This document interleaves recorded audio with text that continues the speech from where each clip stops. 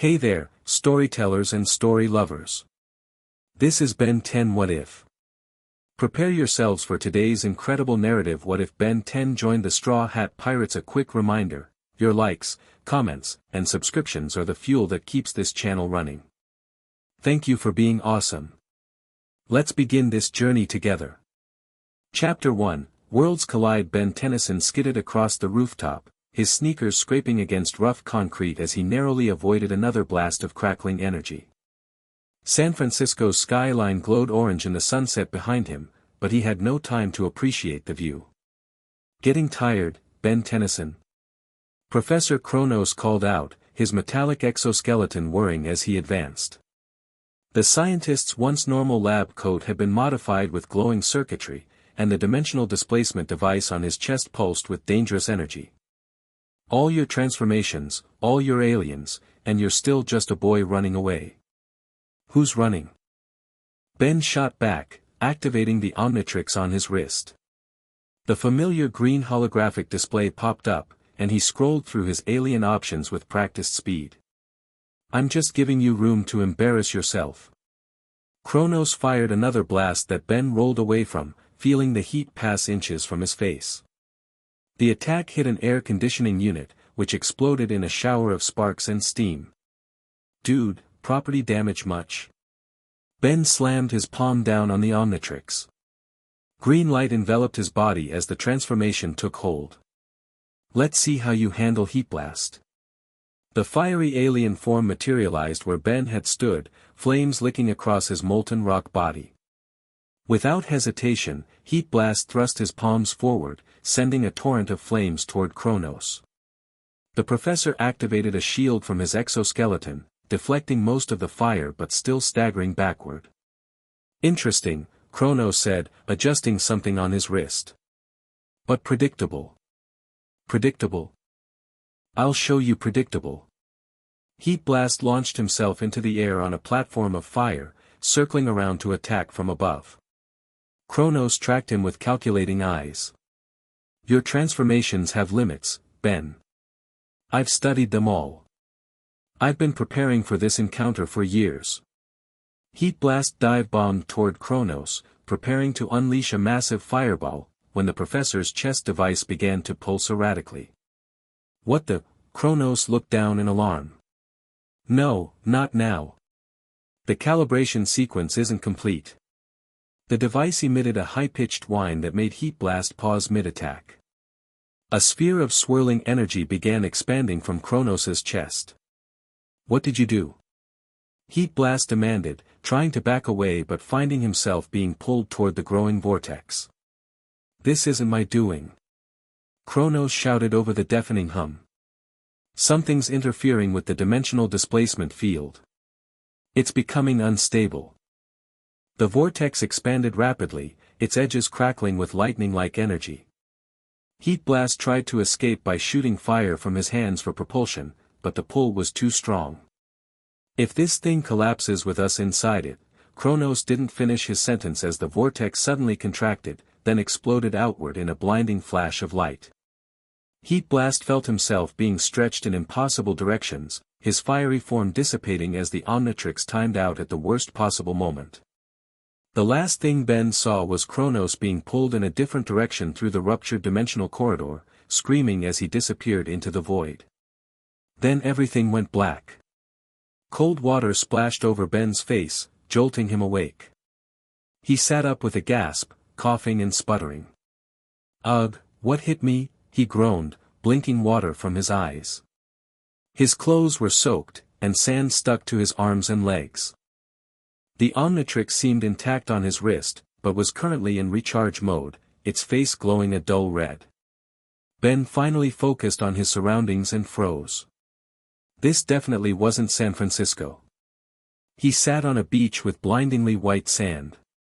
Turquoise water stretched to the horizon, clearer than any ocean he'd ever seen. Behind him, a dense jungle of palm trees and exotic plants bordered the beach. The sun blazed overhead in a cloudless sky, suggesting it was around noon, hours after his fight with Kronos had started at sunset. Okay, either I got knocked out and someone dumped me in Hawaii, or Ben stared at his surroundings. Kronos's device actually worked. I'm somewhere else. Maybe even someone else. Ben checked the Omnitrix again. Still recharging. Without his aliens, he was just a regular teenager stranded who knows where. Gwen and Grandpa Max must be freaking out by now, he muttered, standing up and brushing sand from his clothes. His green jacket was torn at the shoulder, and his shoes were waterlogged. First priority, figure out where I am. Second priority, find civilization. Third priority, somehow get back home and stop Kronos, if he's even still a problem. A strange noise from the jungle made Ben freeze. It sounded like something large moving through the underbrush. Very large. Please be reindeer or something, Ben whispered, glancing at his still recharging Omnitrix. Just nice, normal wildlife. The trees at the edge of the jungle parted, and a creature emerged that made Ben's jaw drop. It looked like a cross between a tiger and a sea serpent, with scales covering its front half and fur on its back. It stood at least 15 feet tall, with gleaming yellow eyes that locked onto Ben immediately. Definitely not normal wildlife. Ben shouted, turning to run down the beach. The creature roared and gave chase, its massive paws kicking up sand as it pursued him. Ben sprinted as fast as he could, but the monster gained ground quickly. He glanced at the Omnitrix, still red, but maybe a bit brighter than before. He didn't have much time. Come on, he urged the device, diving behind a large rock as the creature swiped at him. Its claws scraped against stone, sending chips flying. Ben pressed himself against the rock, breathing hard, mind racing for solutions. The creature circled around, trapping Ben between itself and the ocean. It growled, a low rumbling sound that Ben felt in his chest. Nice kitty snake thing, Ben said, backing toward the water. I'm probably not very tasty anyway. The creature lunged. Ben dove to the side, rolling across the sand. He came up running but found himself cornered against a cliff face that extended into the water. The monster advanced slowly now, as if savoring its trapped prey. Ben glanced at the Omnitrix again. The red glow was fading, turning to green. Yes. Just in time. Ben activated the device as the creature pounced. The familiar green light enveloped him, and where Ben had stood, a new form appeared, a crystalline humanoid alien with a sharp, angular body. Diamond Head, the transformed Ben shouted, just as the creature crashed into him. Instead of being crushed, Diamond Head stood his ground, the creature's claws unable to penetrate his crystalline body. The monster recoiled in surprise.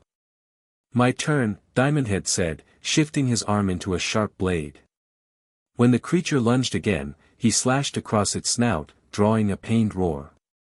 Not so fun being on the receiving end, is it? The creature backed away, circling warily. Diamond Head kept his stance ready, blade arm extended. I don't want to hurt you anymore, he said to the beast. Just go back to the jungle and we'll call it even. The creature seemed to understand the threat if not the words. It growled once more, then turned and disappeared back into the dense foliage. Diamond Head relaxed slightly, transforming his arm back to normal. That was close. Better find civilization before more of those things show up. He began walking along the beach, keeping the ocean to his right and the jungle to his left. His crystalline body left distinct footprints in the sand, glinting in the bright sunlight. If Kronos got transported here too, I need to find him before he causes more trouble, Diamond Head muttered to himself. And if he didn't? I need to figure out how to get home without him.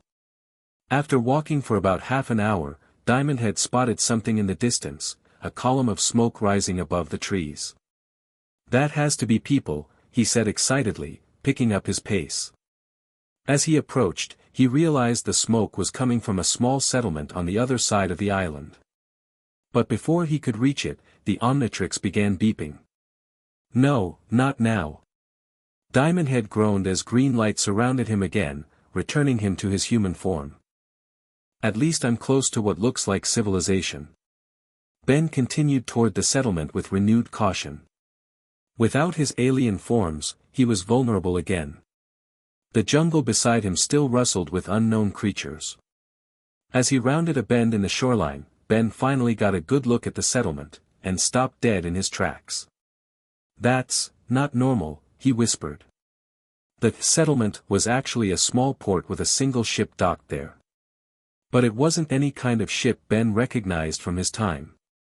It looked like something straight out of a pirate movie, with tall masts and billowing sails. The figurehead at the bow was particularly strange, a smiling lion or sun-like face. Either I've gone back in time, or... Ben didn't finish the thought as he noticed people moving around the ship and on the nearby beach. Their clothing confirmed his suspicion, these weren't modern people. Great. Stuck on an island with pirates. Just what I needed. Ben ducked behind some rocks to observe. He counted several figures, a man with green hair practicing with swords on the beach, a woman with orange hair mapping something at a small table, a long-nosed guy fiddling with what looked like a slingshot, and others moving on and off the ship. Most concerning was the tall skeleton wearing formal clothes and playing a violin. A skeleton? An actual walking, talking skeleton? Ben rubbed his eyes, but the skeleton was still there when he looked again. Okay, so definitely not just back in time.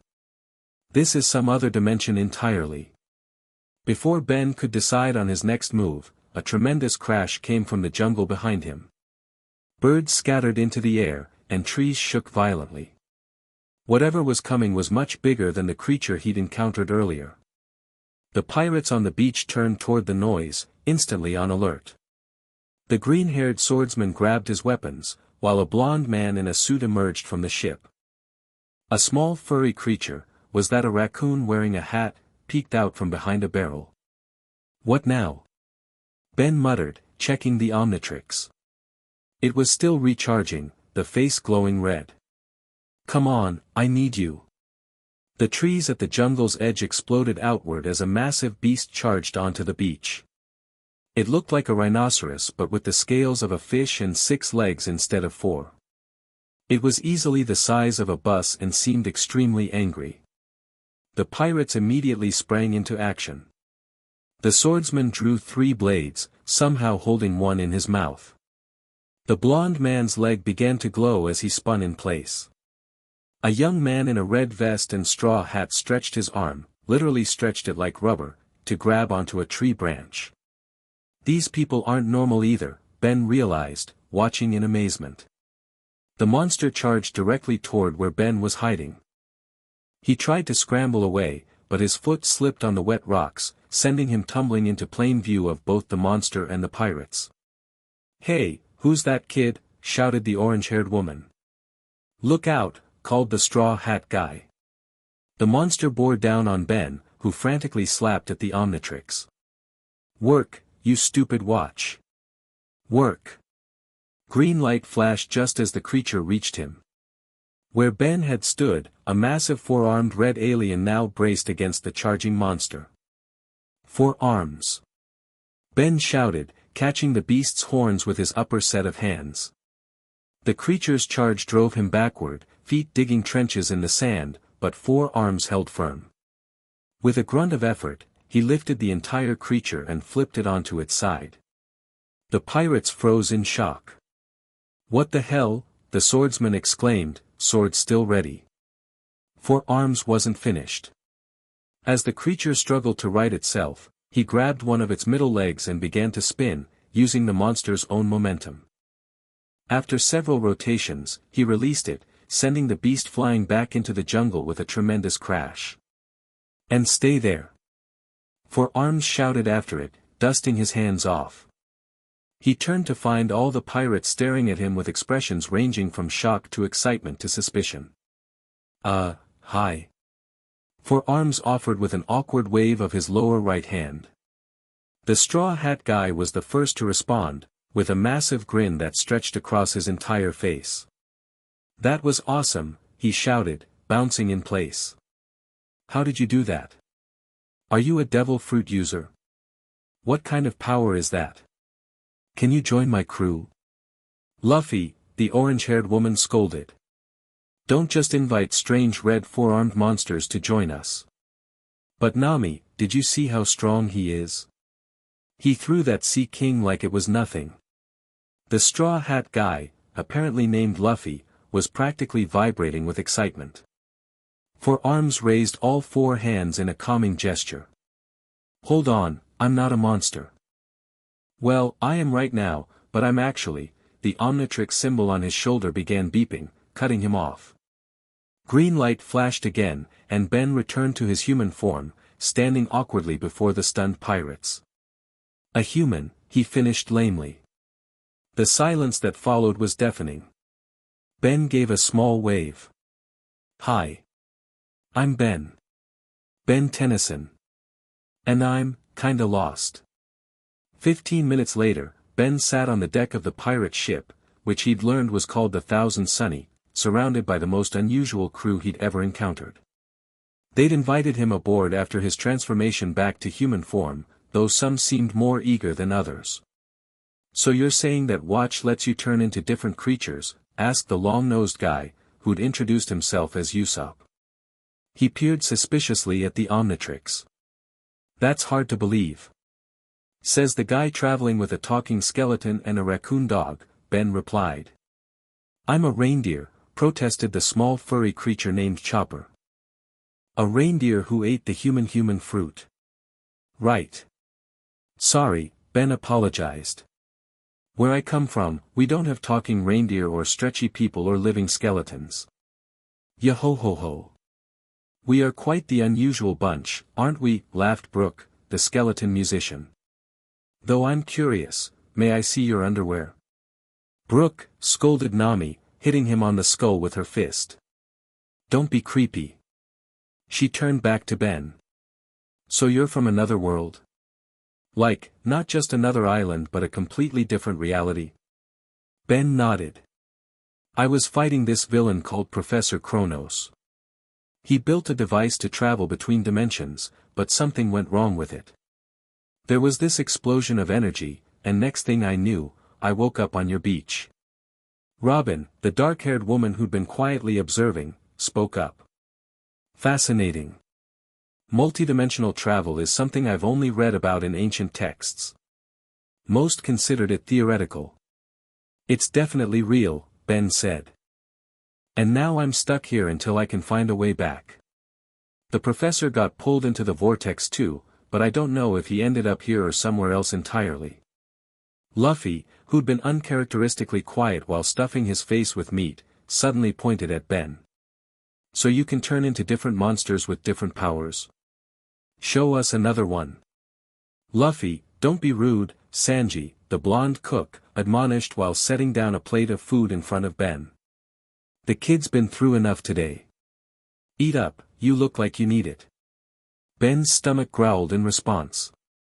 He hadn't realized how hungry he was until the aroma of the food hit him. Thanks. And it's okay, I don't mind showing you. But the Omnitrix, this device, needs time to recharge between transformations. How many of these forms do you have? Asked Zoro, the green-haired swordsman who'd been leaning against the mast with his arms crossed. Currently. About 10 that I use regularly. But there are dozens more locked inside the Omnitrix that I haven't even tried yet. Ben took a bite of the food and his eyes widened. Whoa, this is amazing. Sanji grinned proudly. Of course it is. I'm the best chef on the Grand Line. The Grand Line? Ben asked between bites. Is that where we are? The crew exchanged glances. You really aren't from around here, Nami said. The Grand Line is a dangerous sea that circles the globe. It's where all pirates go to seek the One Piece, the greatest treasure in the world. And I'm gonna be king of the pirates when I find it. Luffy declared, pounding his chest. So you guys are actual pirates? Ben asked, looking around at the friendly crew. You don't seem very, pirate-y. Except maybe him. He pointed at Zoro. What's that supposed to mean? Zoro growled. Frankie, the massive cyborg shipwright, laughed. "We're not your typical pirates, little bro. We're the Straw Hat Pirates, and we're super." He struck his signature pose with his arms together.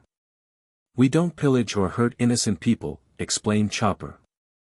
"We just want to follow our dreams." Ben was about to respond when a distant boom echoed across the water. Everyone turned to see 3 large ships approaching from around the island's edge. "Marines," Zorro said, immediately alert. "They must have seen the Sea King commotion," Robin observed calmly. "Marines? Like, the military?" Ben asked. "The world government's forces," Nami explained quickly. "And they're not fans of pirates." Through a spyglass, Ben could see the ships clearly now, large vessels with white sails bearing a blue seagull emblem. Uniformed men scurried across their decks, and cannons were being rolled into position. "This isn't good," Usopp moaned. "That's Captain Kobushi's fleet. They've been after us since that thing with the governor's daughter. I told you she followed me onto the ship." Sanji protested. "Doesn't matter now," Zorro said, tying his bandana around his head. "They've spotted us." Another cannon fired, sending a splash of water up near the Sunny's bow. "That was a warning shot," Frankie said. "The next ones won't miss." "Should we fight or run?" Chopper asked, looking to Luffy. The captain adjusted his straw hat, a grin forming on his face. "Let's show them what we've got." Ben stood up, wiping his mouth. "I can help." "You don't have to get involved in our problems," Nami told him. "This isn't your fight." "You guys helped me out," Ben replied, checking the Omnitrix. The face had turned green again. "Besides, I'm pretty good at dealing with authorities who don't understand me." Before anyone could object further, the marine ships opened fire in earnest. Cannonballs arced through the air toward the Thousand Sunny. "Coup de burst ready?" Luffy asked Frankie. "No can do, bro. We used the last of the cola escaping those Sea Kings yesterday. Need at least 3 hours to generate more. Then we fight." Luffy's arm stretched impossibly as he punched toward one of the incoming cannonballs, deflecting it back toward the marine ship. The other Straw Hats sprang into action. Zorro sliced a cannonball clean in half with his swords. Sanji kicked another one away with his flaming leg. Robin crossed her arms, and multiple limbs sprouted from the marine ship's decks, disarming several soldiers. Ben activated the Omnitrix, scrolling through his alien options. "Time to show these guys that messing with us is a bad idea." He slammed his palm down on the device. Green light flashed, and in Ben's place stood a moth-like alien with 4 wings and a black and blue body. "Big chill," the transformed Ben announced, his breath visible even in the warm air. "Whoa! A bug man!" Luffy exclaimed, eyes sparkling with excitement even as he continued deflecting cannonballs. Big Chill spread his wings and took to the air. "I'll handle the cannons." He flew toward the nearest marine ship, turning intangible as bullets passed harmlessly through him. The Marines on deck shouted in alarm as the moth-like alien phased through their ship's hull. Moments later, their cannons froze solid, covered in thick ice that rendered them useless. "What devil fruit is that?" one Marine shouted. "It must be a Logia type. Call for the Vice Admiral." Big Chill emerged from the ship and flew to the next one, repeating the process. He froze not just the cannons but the rudder chains as well, leaving the ship unable to steer. Meanwhile, the Straw Hats were preparing the Sunny to move. Frankie had managed to gather enough cola for a short burst of speed, and Nami was calculating the best escape route. "Ben! We're leaving!" Nami shouted up at him. "Get back here!" Big Chill nodded and headed for the third ship. But as he approached, something unexpected happened. A man in a white coat stepped onto the deck, raised a fist that turned black with some kind of energy, and punched the air in Big Chill's direction. The force hit Big Chill despite his intangibility, sending him tumbling through the air. "What the?" Big Chill righted himself, confused. That shouldn't have hit me. Hockey user. Zoro shouted from the sunny. Be careful. The Marine officer punched the air again, sending another invisible force toward Big Chill. This time he managed to dodge, but just barely. Time for a different approach, Big Chill muttered. He flew high above the ship, then dive-bombed toward it, turning tangible at the last moment to release a massive breath of freezing air that encased the entire deck in ice. The Marine officer slipped and fell, momentarily distracted. Big Chill took the opportunity to freeze the ship's cannons and rudder before flying back to the Thousand Sunny. That should buy us some time, he said as he landed on deck, transforming back to Ben in a flash of green light. That was awesome. Luffy shouted, clapping Ben on the back hard enough to make him stumble. You froze their entire ship. Coup de burst ready. Frankie announced from below deck. It won't be full power, but it'll get us out of here. Everyone hold on. Nami ordered. Ben grabbed onto the nearest railing as Frankie engaged the ship's special propulsion system. The Thousand Sunny's rear opened up, and with a tremendous blast of energy, the ship launched forward, skipping across the water's surface like a stone. The Marine ships, with their frozen cannons and rudders, could only watch as the pirate ship escaped over the horizon. As the adrenaline of the escape faded, Ben found himself sitting with the straw hats in the Sunny's kitchen. Sanji had prepared a feast to celebrate their narrow escape, and everyone was enjoying the food and drink. So those Marines, Ben said between bites, they're after you guys because you're pirates. That's part of it, Nami replied. But mostly it's because Luffy keeps picking fights with the world government. They deserved it. Luffy protested through a mouthful of meat. Robin sipped her coffee. Our captain has a habit of challenging authority whenever it abuses its power. I can relate to that, Ben said with a smile. Where I come from, I've had my share of run-ins with people who didn't appreciate my heroics. You consider yourself a hero? Zoro asked, raising an eyebrow. Ben shrugged. Well, yeah.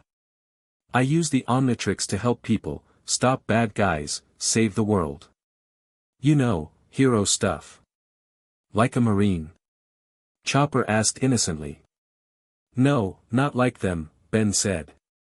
More like, an independent hero. I don't work for any government. I just do what's right. Luffy grinned. That sounds like us. We're pirates because we want to be free to help who we want to help and go where we want to go. Except you also want to find this One Piece treasure, Ben pointed out. That's my dream. Luffy confirmed. Everyone has their own dream they're chasing. The other crew members nodded in agreement. So what's your dream, Ben? Brook asked. Besides returning to your world? Ben hadn't thought about it that way before. I guess, to master the Omnitrix. To be worthy of the power it gives me. A fine dream, Zoro said with an approving nod. Speaking of your watch, Usopp interjected, you should know that what you experienced with that Marine officer was hockey. It's a power that some people here can use that lets them hit even Devil Fruit users who should be untouchable. Devil Fruit? You've mentioned that before, Ben said. They're special fruits that give powers to whoever eats them, Chopper explained. I ate the human fruit, which is why I can talk and transform. And I ate the gum fruit, which made me a rubber man. Luffy demonstrated by stretching his cheek to an impossible length. Almost everyone with special abilities in our world got them from devil fruits, Nami added. That's why your Omnitrix is so unusual. Robin, who had been quietly contemplating, finally spoke up. Your Professor Kronos, if he ended up in our world too, his dimensional technology combined with devil fruit powers could be extraordinarily dangerous. The thought sobered the group. You're right, Ben agreed. Kronos was already dangerous enough with just his technology. If he figures out how to use these devil fruits or teams up with someone who has them, then we need to find him before he causes trouble. Luffy declared, pounding the table. Ben, join my crew. At least until you can get home. We'll help you find this professor guy. Luffy. Nami scolded. You can't just, actually, Ben interrupted, I'd like that. I don't know anything about this world, and I could use some allies. Plus, you guys seem pretty capable in a fight. It's settled then. Luffy extended his hand to Ben. Welcome to the Straw Hat Pirates. Ben shook the rubber man's hand, feeling strangely at home despite being dimensions away from his actual home. So where do we start looking for Kronos? Frankie asked. Nami spread a map on the table. If he arrived around the same time as Ben, he couldn't have gotten far without a ship. These are the nearest islands. Robin traced a finger along the map. If he's as intelligent as Ben suggests, he'll seek out information first. That means population centers or research facilities. There's a marine research outpost on this island, Nami pointed. And a major port city here. There's also rumors of ancient technology on Ruin Island, Robin added. If I were seeking dimensional travel knowledge, that's where I'd go. Then we have 3 possible locations, Sanji concluded. We should, a tremendous boom interrupted him, shaking the entire ship. Everyone rushed to the deck to see what had happened. In the distance, a massive pillar of light erupted from the ocean, shooting straight into the sky. The beam pulsed with energy, creating ripples in the air like heat waves. What is that? Ben gasped. Robin's eyes widened in recognition. That's coming from Ruin Island. That has to be Kronos, Ben said, the Omnitrix suddenly feeling heavy on his wrist.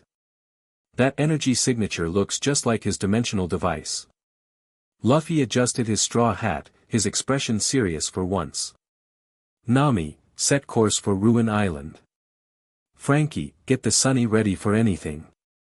As the crew rushed to prepare the ship, Ben stared at the pillar of light. Somewhere over there, Kronos was already putting plans in motion.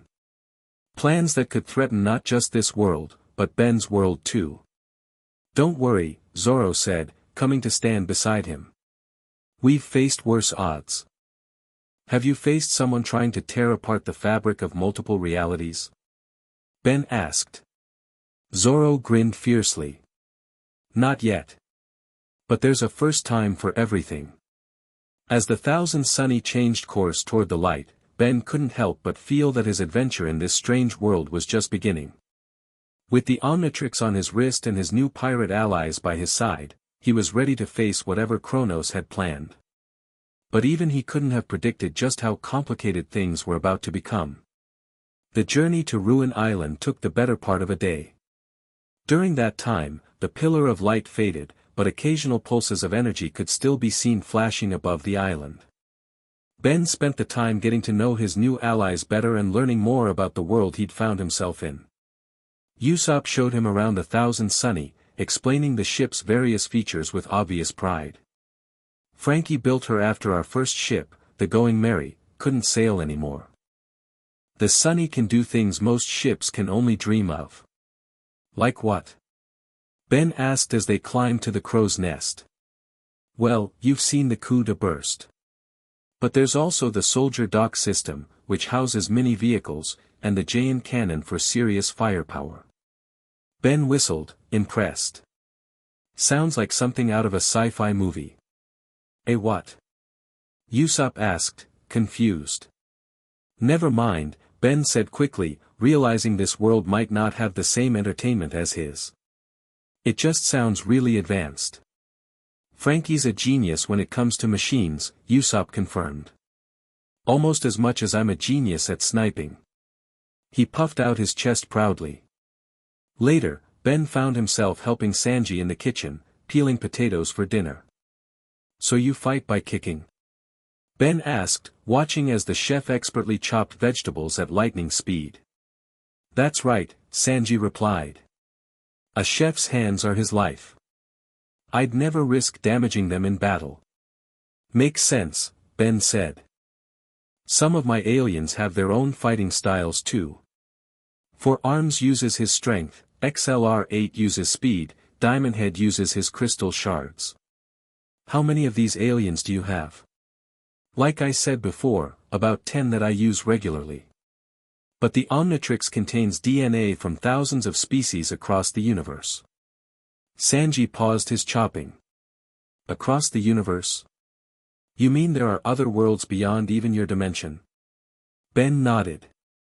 Tons of them. I've been to space a bunch of times.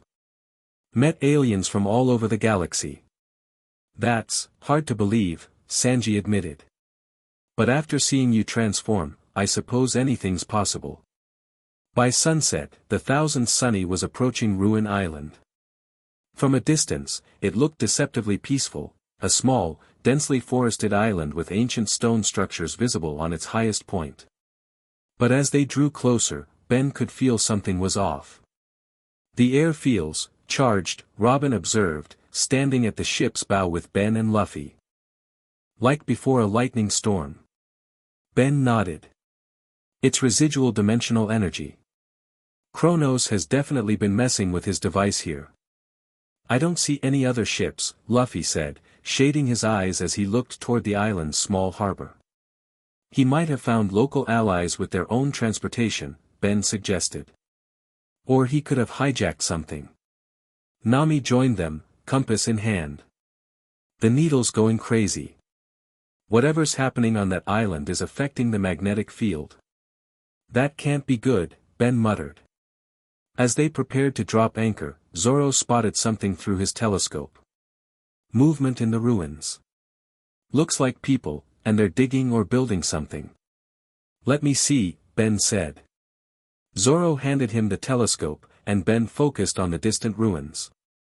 What he saw made his blood run cold. Kronos was there, his exoskeleton modified with local materials. He appeared to be directing a group of men as they assembled some kind of device around an ancient stone arch. Even from this distance, Ben could recognize components from Kronos's dimensional technology mixed with unfamiliar elements. That's him, Ben confirmed, lowering the telescope. And he's building something big. Then let's go stop him. Luffy punched his palm eagerly. Wait, Robin cautioned.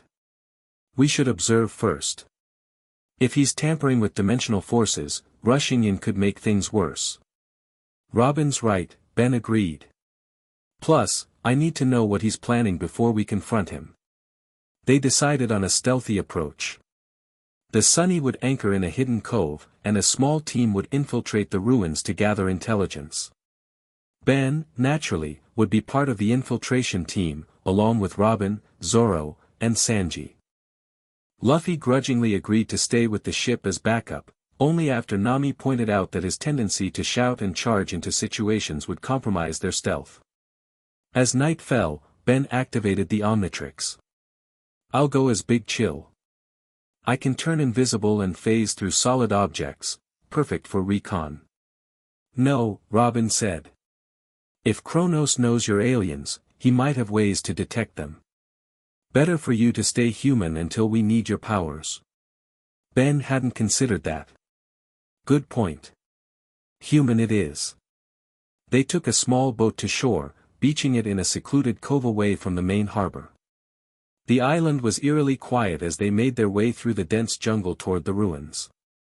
These plants, Robin whispered as they walked, they're not natural to this region. Some of them shouldn't even be able to grow together. What does that mean? Ben asked quietly. It means the dimensional disturbances have been affecting the island's ecosystem, she explained. Reality is becoming unstable here. That wasn't what Ben wanted to hear. We need to hurry.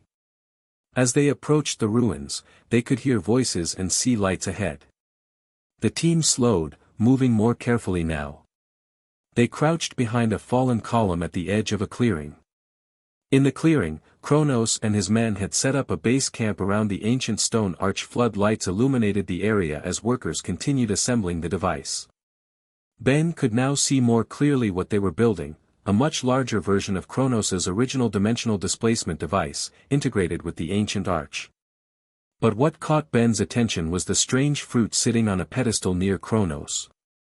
It was unlike any fruit Ben had ever seen, swirling patterns covered its surface, and it seemed to pulse with an inner light. "That's a devil fruit," Sanji whispered. "An unusual one. Why isn't he eating it?" Ben wondered aloud. Robin studied the setup carefully. "He appears to be extracting something from it. Look at those tubes connected to the pedestal." Indeed, thin tubes ran from the pedestal to Kronos' device, carrying a glowing essence from the fruit to the machine. "He's incorporating the fruit's power into his technology," Robin realized. "Ingenious and terrifying." "I need to hear what they're saying," Ben said. He reached for the Omnitrix. "I'll use," a twig snapped behind them. The team whirled around to find themselves surrounded by armed men, Kronos' guards. Well, one of them sneered. "Looks like we have some spies." Before Ben could activate the Omnitrix, something struck him from behind. The world spun, then went black for the second time since arriving in this strange world. Ben awoke to find himself bound to a stone column. His head throbbed, and when he tried to move his wrist, he discovered the Omnitrix was covered by some kind of metal device that prevented him from activating it. "The sleeping hero awakens," came a familiar voice. Ben looked up to see Professor Kronos approaching, his exoskeleton whirring with each step. The scientist looked different than he had in San Francisco. His lab coat was torn and modified with local materials, and his eyes had a manic gleam that hadn't been there before. "Kronos," Ben growled. "What are you doing?" "Surviving. Adapting. Evolving." Kronos gestured to the surrounding ruins. "When I arrived in this primitive world, I thought I'd been sentenced to a technological dead end. But then I discovered the wonders of these devil fruits." "Do you have any idea what they are, Ben?" "Magical fruits that give people powers," Ben replied flatly. "My new friends filled me in." "Magical," Kronos scoffed. "No, not magic. They're biological reality manipulators. Genetic modifiers of unprecedented sophistication. And the one I've acquired," he pointed to the pulsing fruit on the pedestal, "happens to affect the very fabric of spacetime." Ben's blood ran cold. "You're planning to use it to get back home?" "Home?" Kronos laughed. "Think bigger, Ben. Why return to one dimension when I can control them all? This fruit, combined with my technology, will allow me to create stable gateways between infinite realities. Imagine the power." "You're insane," Ben said. "You can barely control your original device. This will tear reality apart." "A small price for godhood," Kronos replied dismissively. He turned to look at something off to Ben's right. "And your new friends will be the first to witness my ascension." Ben turned his head to see Zoro, Robin, and Sanji also bound to columns. Zoro was struggling against his chains, Sanji was trying to position his legs to gain leverage, and Robin appeared unconscious. "Let them go, Kronos," Ben demanded. "This is between you and me." "On the contrary. They're quite important to my plans." Kronos walked over to Robin and lifted her chin. "Especially this one. The only person on this island who can read the ancient inscriptions that complete my calculations." "Don't touch her," Sanji snarled, renewed fury in his struggles. Kronos ignored him, returning to his control panel. "The device will be ready by dawn. Then the transformation begins." He pressed a button, and the tubes connected to the devil fruit pulsed with increased activity. "I'm extracting the essence of the fruit without consuming it, getting the power without the limitations. Quite clever, if I do say so myself." "And what about these guys?" Ben nodded toward a group of rough-looking men guarding the perimeter. "Your new friends. Local pirates. They believe I'm helping them obtain a weapon to challenge the world government." Kronos shrugged. "They're not entirely wrong. They just don't realize the weapon is me." A commotion at the edge of the camp drew their attention. Guards were dragging in new prisoners, Nami, Usopp, and Chopper. "We found them trying to circle around from the west," one guard reported. What happened to staying with the ship? Zoro muttered. Luffy got impatient, Nami whispered as she was chained to a column next to Ben. Ben felt a glimmer of hope. So Luffy, Brook, and Frankie are still free. Nami gave a subtle nod. It doesn't matter, Chronos said, overhearing them. My sensors will detect any approach. By the time your remaining friends arrive, it will be too late. He returned to his work, adjusting settings on his machine. The ancient arch was now fully integrated with his technology, glowing with an unearthly light. Ben looked down at his wrist. The metal device covering the Omnitrix seemed sophisticated, but not unbeatable. If he could just get some leverage. Hey, Nami, he whispered. Can you see this thing on my wrist? Any ideas how to get it off? Nami strained to see. It looks like it has a locking mechanism. If I had my tools. What about you, Usopp? Any gadgets that could help? The long-nosed sniper shook his head sadly. They took all my gear. Ben thought hard. There had to be a way out of this.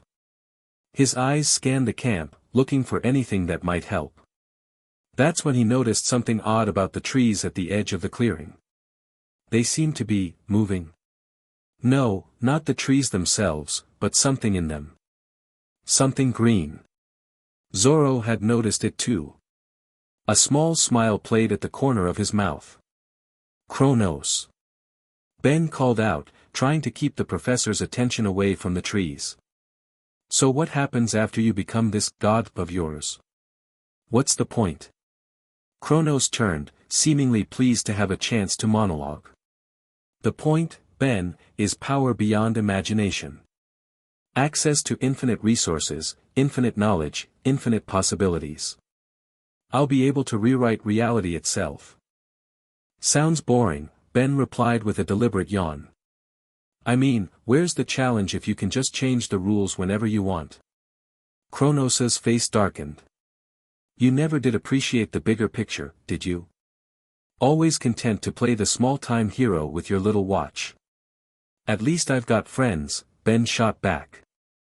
All you've got are hired thugs who turn on you in a second. Chronos strode toward Ben, anger evident in his movements. You insignificant, gum-gum rocket. The shout came a split second before Luffy burst from the trees, his stretched arms propelling him across the clearing like a missile. He slammed directly into Chronos, sending the scientist flying into his control panel. Chaos erupted in the camp. Brook appeared next, his sword flashing as he cut down guards with lightning speed. Frankie crashed through from another direction, his massive arms sending pirates flying. Super timing, guys. Usopp cheered. Luffy bounded over to the prisoners. Sorry we're late. It took a while to find the right spot to attack from. Just get these chains off. Zoro ordered. Luffy grabbed the chains binding Zoro and strained, his rubber arms straining. The metal groaned, then snapped. He quickly moved to free the others. When he reached Ben, he examined the device on the Omnitrix. What's this thing? Something to keep me from transforming, Ben explained. Can you break it? Luffy gripped the device and pulled. It resisted at first, then cracked under his incredible strength. The device fell away, freeing the Omnitrix. Thanks. Ben immediately activated the watch, scrolling through his alien options. Time to show Chronos what happens when he messes with both our worlds. Across the clearing, Chronos had recovered and was frantically working at a backup control panel. The machine attached to the ancient arch was beginning to glow brighter, and the space within the arch shimmered like a heat mirage. He's activating it early. Robin warned, now conscious and freed from her chains. We need to stop him before the portal stabilizes. Ben slammed his palm down on the Omnitrix. Green light engulfed him, and when it faded, a new alien stood in his place, a green, plant-like humanoid with a flame-patterned head. Swamp fire. Ben shouted, his voice deeper and raspy. The Straw Hat stared in amazement at this new transformation. Another one? Chopper gasped. How many can he turn into? Talk later, Swampfire said. Stop Kronos now. The crew didn't need to be told twice. They charged across the clearing toward Kronos and his machine, battling guards along the way. Zoro, having recovered his swords, cut through enemies with terrifying efficiency. Sanji's flaming kick sent pirates flying. Robin used her devil fruit power to sprout arms across the battlefield, disarming opponents. Nami had reclaimed her weather staff and was generating localized thunderstorms. Swampfire charged directly toward Kronos, shooting streams of fire from his palms to clear a path. Guards who tried to stop him found themselves entangled in rapidly growing vines that erupted from the ground at Swampfire's command. Kronos! Swampfire shouted as he approached. Shut it down. The professor looked up from his control panel, eyes wild. Too late, Ben. The process has begun. Indeed, the arch was now filled with swirling energy, and through it, Ben could see glimpses of other realities, including what looked like a street in San Francisco. My home, Swampfire muttered, momentarily distracted. That moment of distraction was all Kronos needed. He pressed a final button, and the machine surged with power.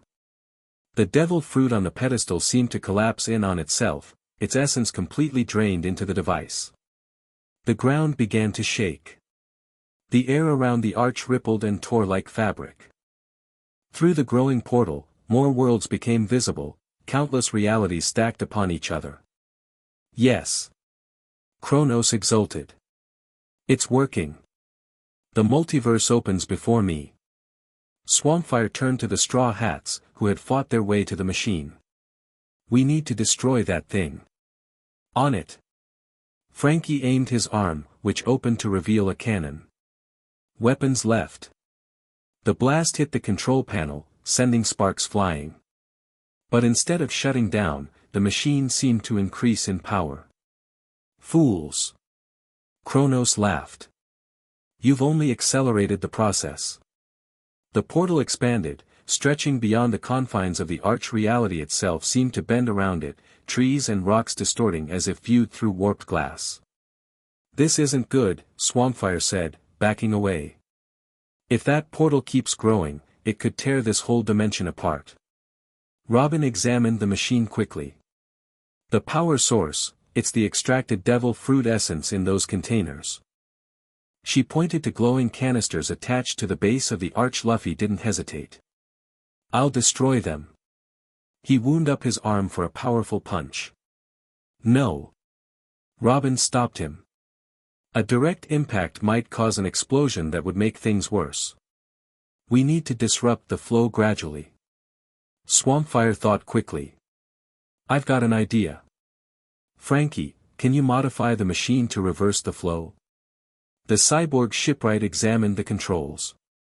Maybe, but I'd need time. And we're all out of that, Nami pointed out as the portal continued to grow. Kronos stood before the portal, arms outstretched as if embracing it.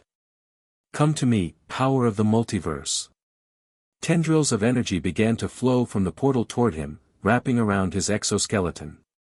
His body lifted off the ground, suspended in the air by dimensional forces. He's absorbing the power.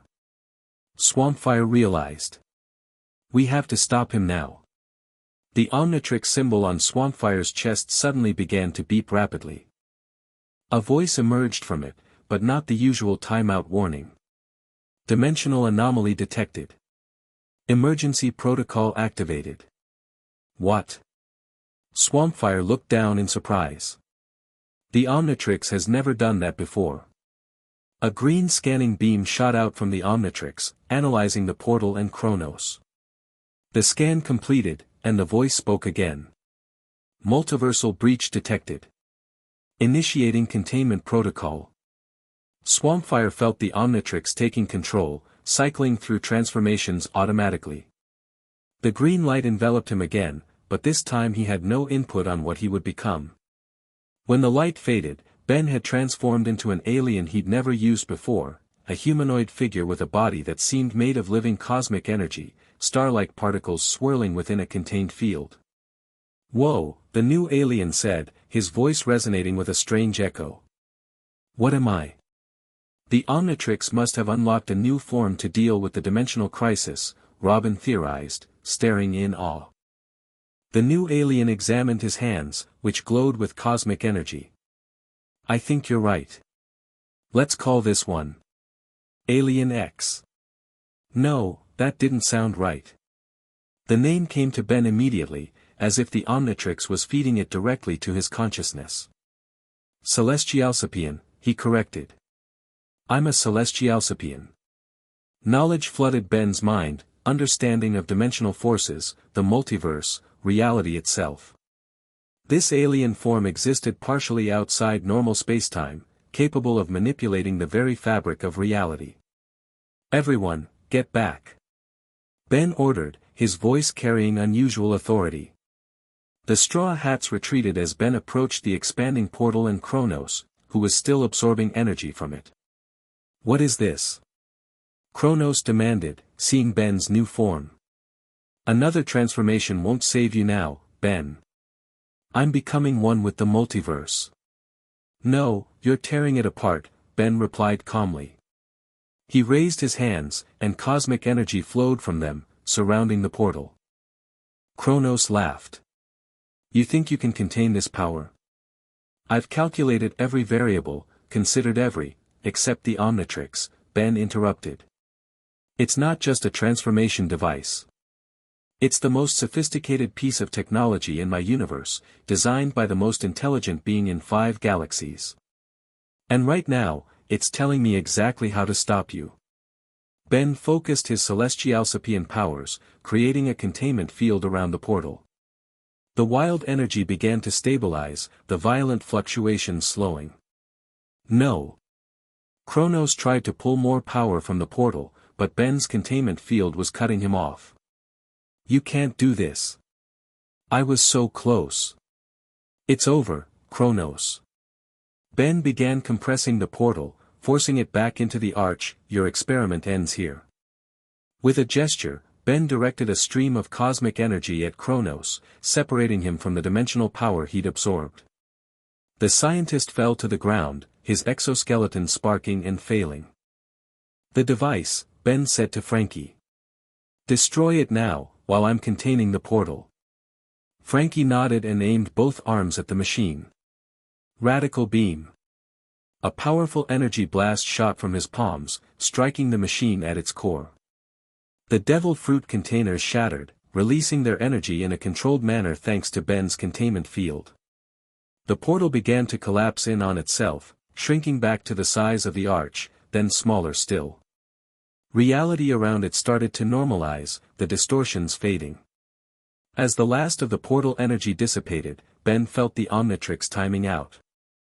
Green light flashed, and he returned to human form, dropping to his knees in exhaustion. Luffy was at his side instantly. "Ben. You okay?" Ben nodded weakly. "Yeah." That new alien form was intense. Like I could feel the whole multiverse at once. Across the clearing, Zoro and Sanji had apprehended Kronos, who knelt defeated, his exoskeleton in ruins around him. "What do we do with him?" Sanji asked, nudging Kronos with his foot. "We take him with us," Luffy decided. "He's too dangerous to leave for the Marines or other pirates to find." Robin examined the remains of the machine and the ancient arch. "The dimensional gateway is closed, but not destroyed. With the right knowledge, it could be reopened." Ben stood up shakily, leaning on Luffy for support. "Then I should destroy it completely." "Wait," Robin said. "This might be your only way home."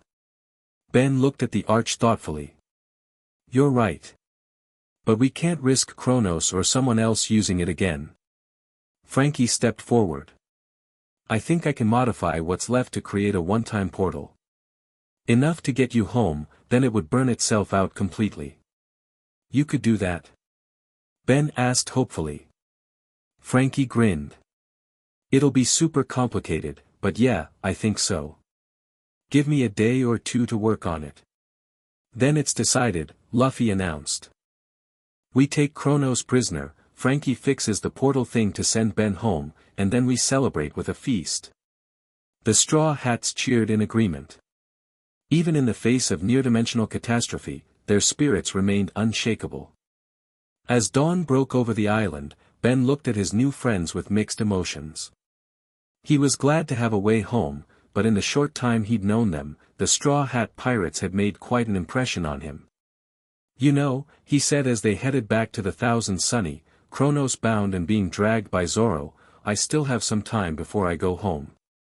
Maybe we could have one more adventure together. Luffy's face lit up with his characteristic grin. One more. We're just getting started. And as the sun rose higher, casting golden light across the strange island, Ben realized that sometimes being lost wasn't such a bad thing after all, especially when you found friends like these along the way. Chapter 2, New Allies, New Enemies. Morning sunlight streamed through the porthole, hitting Ben directly in the face. He groaned and rolled over, burying his head under a pillow. After yesterday's dimensional disaster and the late-night celebration that followed, he'd crashed in the boys' quarters of the Thousand Sunny, completely exhausted. Wake up, watch guy. You're missing breakfast. Luffy's voice penetrated Ben's sleepy haze, followed by the rubber man shaking his shoulder with annoying persistence. 5 more minutes, Grandpa, Ben mumbled automatically. I'm not your grandpa, I'm gonna be king of the pirates. Luffy laughed, pulling the blanket off entirely. Come on. Sanji made meat pancakes. Ben sat up, rubbing his eyes. Meat, pancakes. That's actually a thing. Everything's better with meat. Luffy grabbed Ben's arm and practically dragged him out of bed. Hurry up before I eat your share. Still half asleep, Ben followed Luffy to the kitchen where most of the crew had already gathered. The smell of breakfast hit him like a wave, instantly waking him up. Sanji moved efficiently around the kitchen, flipping pancakes while keeping one eye on Luffy to prevent pre-serving theft. Morning, Ben, Nami greeted from behind a newspaper. Sleep well. Like a rock, Ben admitted, taking a seat between Chopper and Usopp. I don't think I've ever been that tired. That new alien form took a lot out of me. I'm not surprised, Robin said, sipping her coffee. What you did was essentially manipulate the fabric of reality itself. The human body isn't designed to channel that kind of power. Sanji placed a stack of pancakes in front of Ben. True to Luffy's description, they had bits of seasoned meat cooked right into them. Eat up, the chef said. You'll need your strength. We've got a busy day ahead. Ben took a bite and his eyes widened. These are amazing. We definitely don't have these where I come from. Of course they're amazing. I made them, Sanji replied with casual confidence. So what's the plan? Ben asked between bites, trying to eat quickly before Luffy's wandering rubber hands stole from his plate. Nami spread a map on the table, pushing breakfast plates aside despite protests. We're here, at Ruin Island.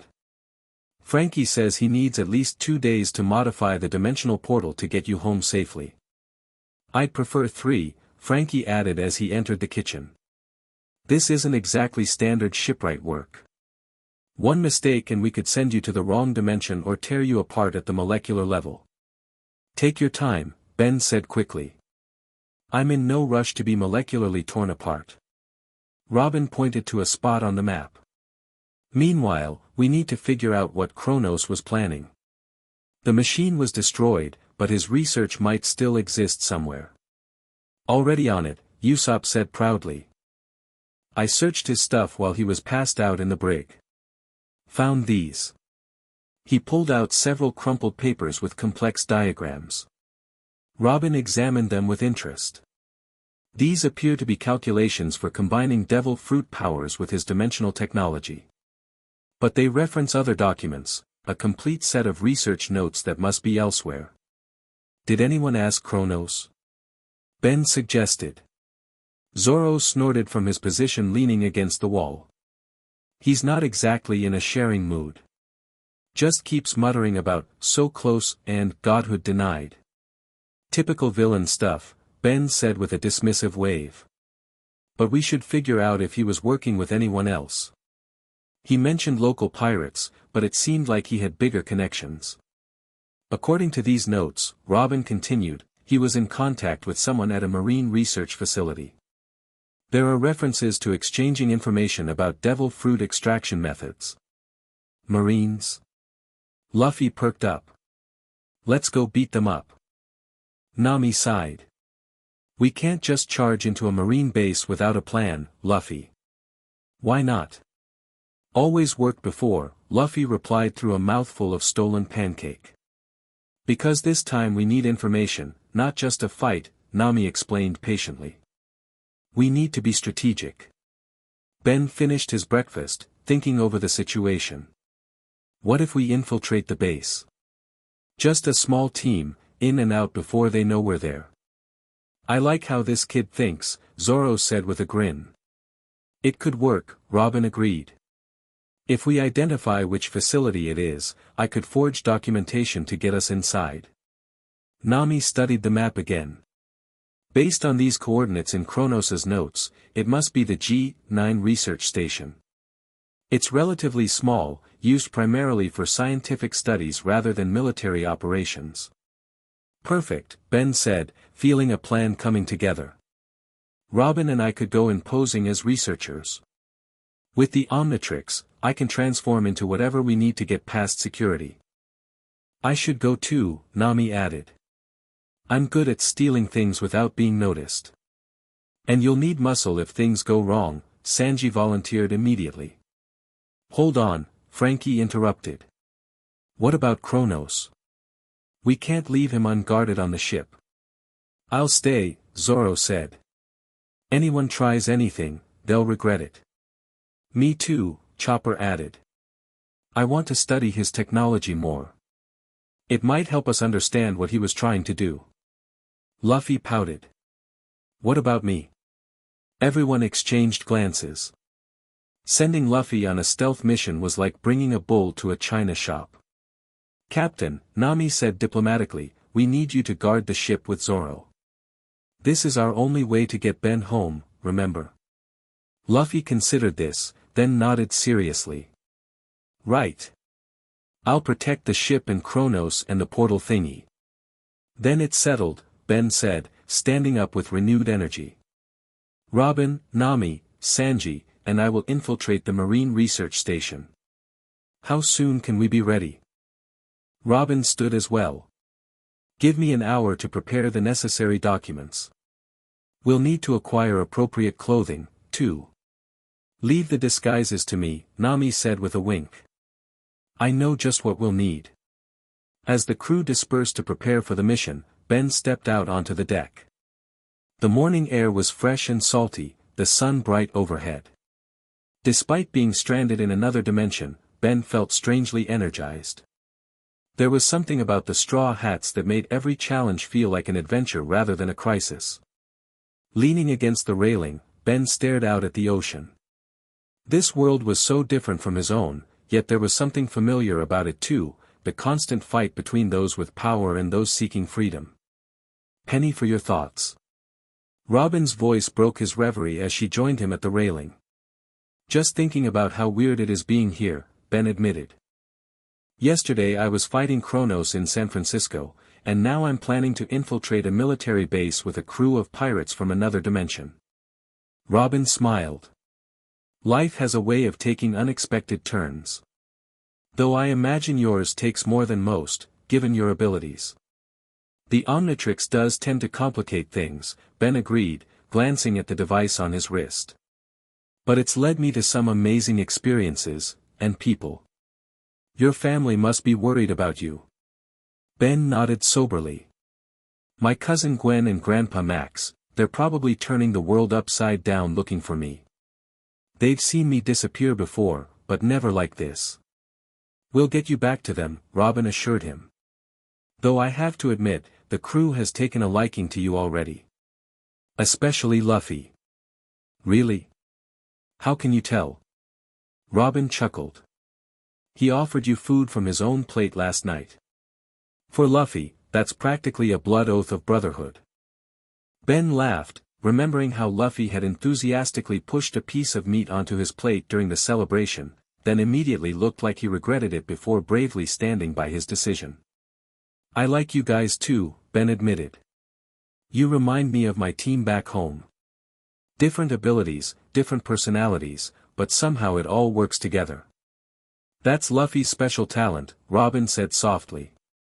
Finding people who fit together, even when they don't seem to at first. Their conversation was interrupted by Nami calling from the upper deck. Disguises are ready. Come try yours on. An hour later, Ben stared at his reflection in disbelief. He wore a crisp white lab coat over a Marine Science Division uniform, complete with glasses and a fake ID badge that Robin had somehow created that morning. I look like a mini professor, he complained, adjusting the collar that felt too tight around his neck. That's the idea, Nami replied, straightening her own uniform. She'd styled her hair into a severe bun and added glasses as well. You're supposed to be a prodigy researcher under my supervision. Sanji emerged from the men's quarters in a Marine officer's uniform, his hair slicked back and his visible eye looking unusually serious. How do I look, Nami Swan? Robin Chuan. Very official, Robin approved, herself dressed in an intelligence officer's uniform with her hair tied back. Remember, I'll be doing most of the talking. Ben, you're my assistant. Nami, you're a visiting researcher from headquarters. Sanji, you're our security escort. What about my accent? Sanji asked.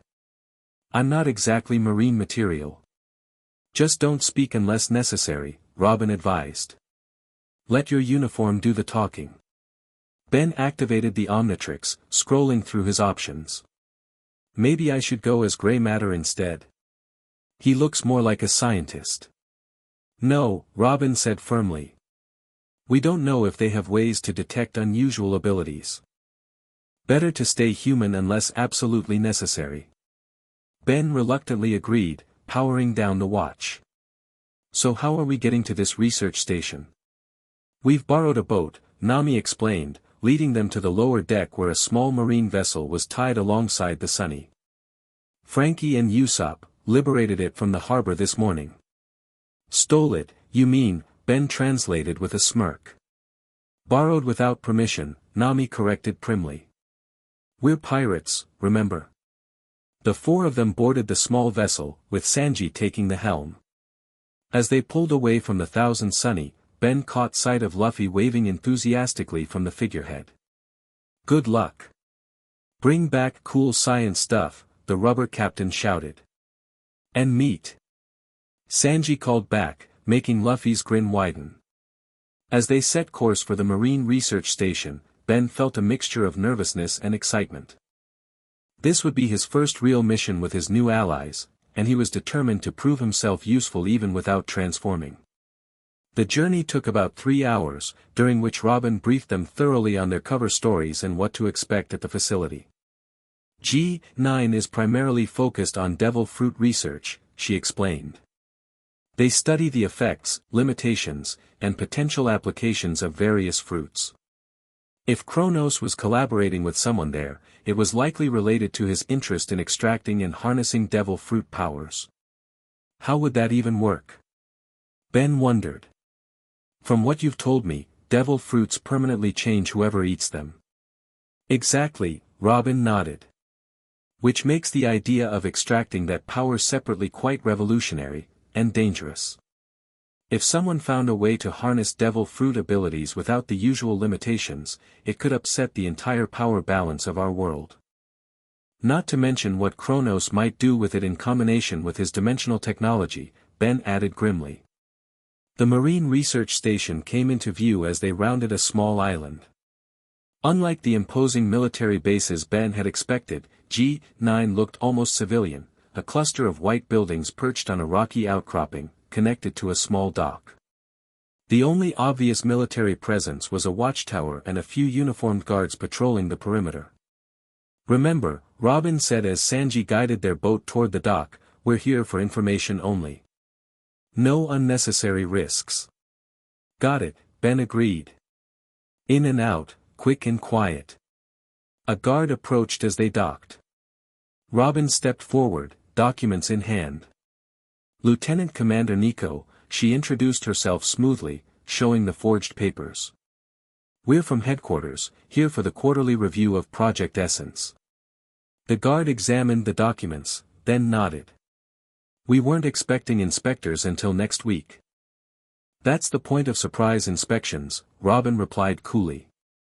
They're supposed to be a surprise. The guard straightened. Of course, ma'am. I'll escort you to the main facility. As they followed the guard up a winding path to the main building, Ben couldn't help but be impressed by Robin's performance. She carried herself with perfect military bearing, her voice holding just the right note of authority. Inside, the facility was brightly lit and sterile, with researchers in lab coats moving purposefully between rooms. Nobody gave their group a second glance, assuming the uniforms meant they belonged. Project Essence is housed in the East Wing, their escort explained, leading them down a corridor. Dr. Vegapunk's team has made significant progress in recent months. Vegapunk? Ben whispered to Nami. The government's top scientist, she whispered back. If he's involved, this is bigger than we thought. The guard stopped at a security checkpoint. I'll need to see all your clearances. Robin handed over their forged documents again. The guard scrutinized them more carefully this time, then frowned. These authorizations are for the general facility. Project Essence requires special clearance from Admiral Kizaru himself. Robin didn't miss a beat. Check again. The Admiral's authorization is on page 3, paragraph 2. The guard flipped to the indicated page, and his eyes widened. I apologize, Lieutenant Commander. You're right. Please proceed.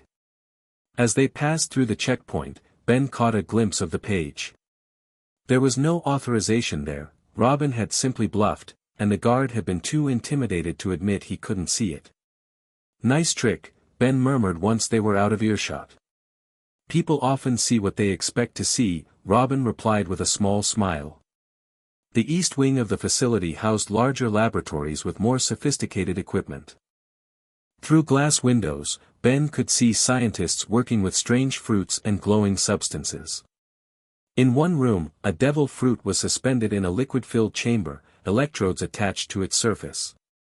They're studying the fruits themselves, not just the powers they grant, Robin observed. Look, Nami pointed discreetly to a diagram on a wall. It showed a process for extracting something called essence from a devil fruit. That looks like what Kronos was trying to do.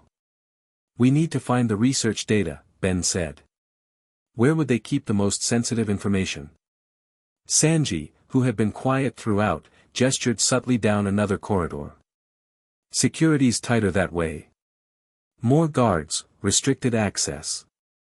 Then that's where we need to go, Robin decided. Nami, create a distraction. We'll slip past while everyone's attention is elsewhere.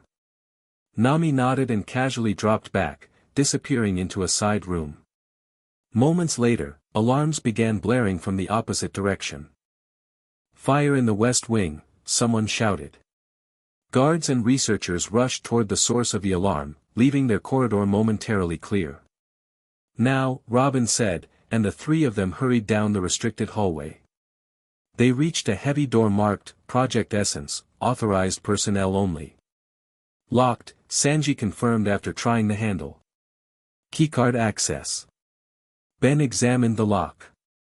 I could transform into gray matter and bypass it. Wait, Robin said, producing a keycard from her pocket. I picked this up while our escort wasn't looking. The card worked, the door sliding open with a soft hiss. Inside was a smaller laboratory, more specialized than the others they'd passed. At its center sat a machine eerily similar to what Kronos had been building, though less advanced. This looks familiar, Ben said, approaching the device cautiously. It's like a prototype of Kronos's extractor. Robin moved to a computer terminal. Let's see what they're working on. While she worked, Ben examined the machine more closely. It consisted of a containment chamber for a devil fruit, connected to tubes and filters that presumably separated the essence from the physical fruit. They haven't perfected it yet, he noted, seeing scorch marks and damage to parts of the equipment. Looks like it's still unstable.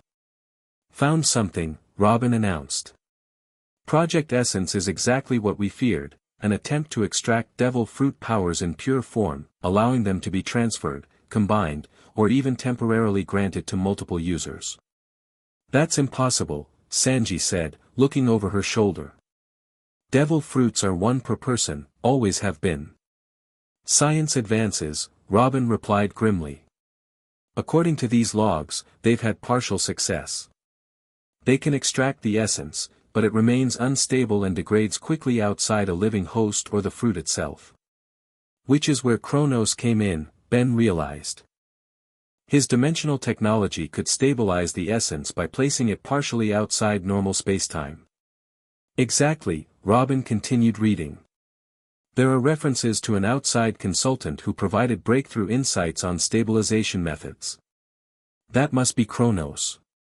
Nami slipped into the room, slightly out of breath. The distraction won't hold them long.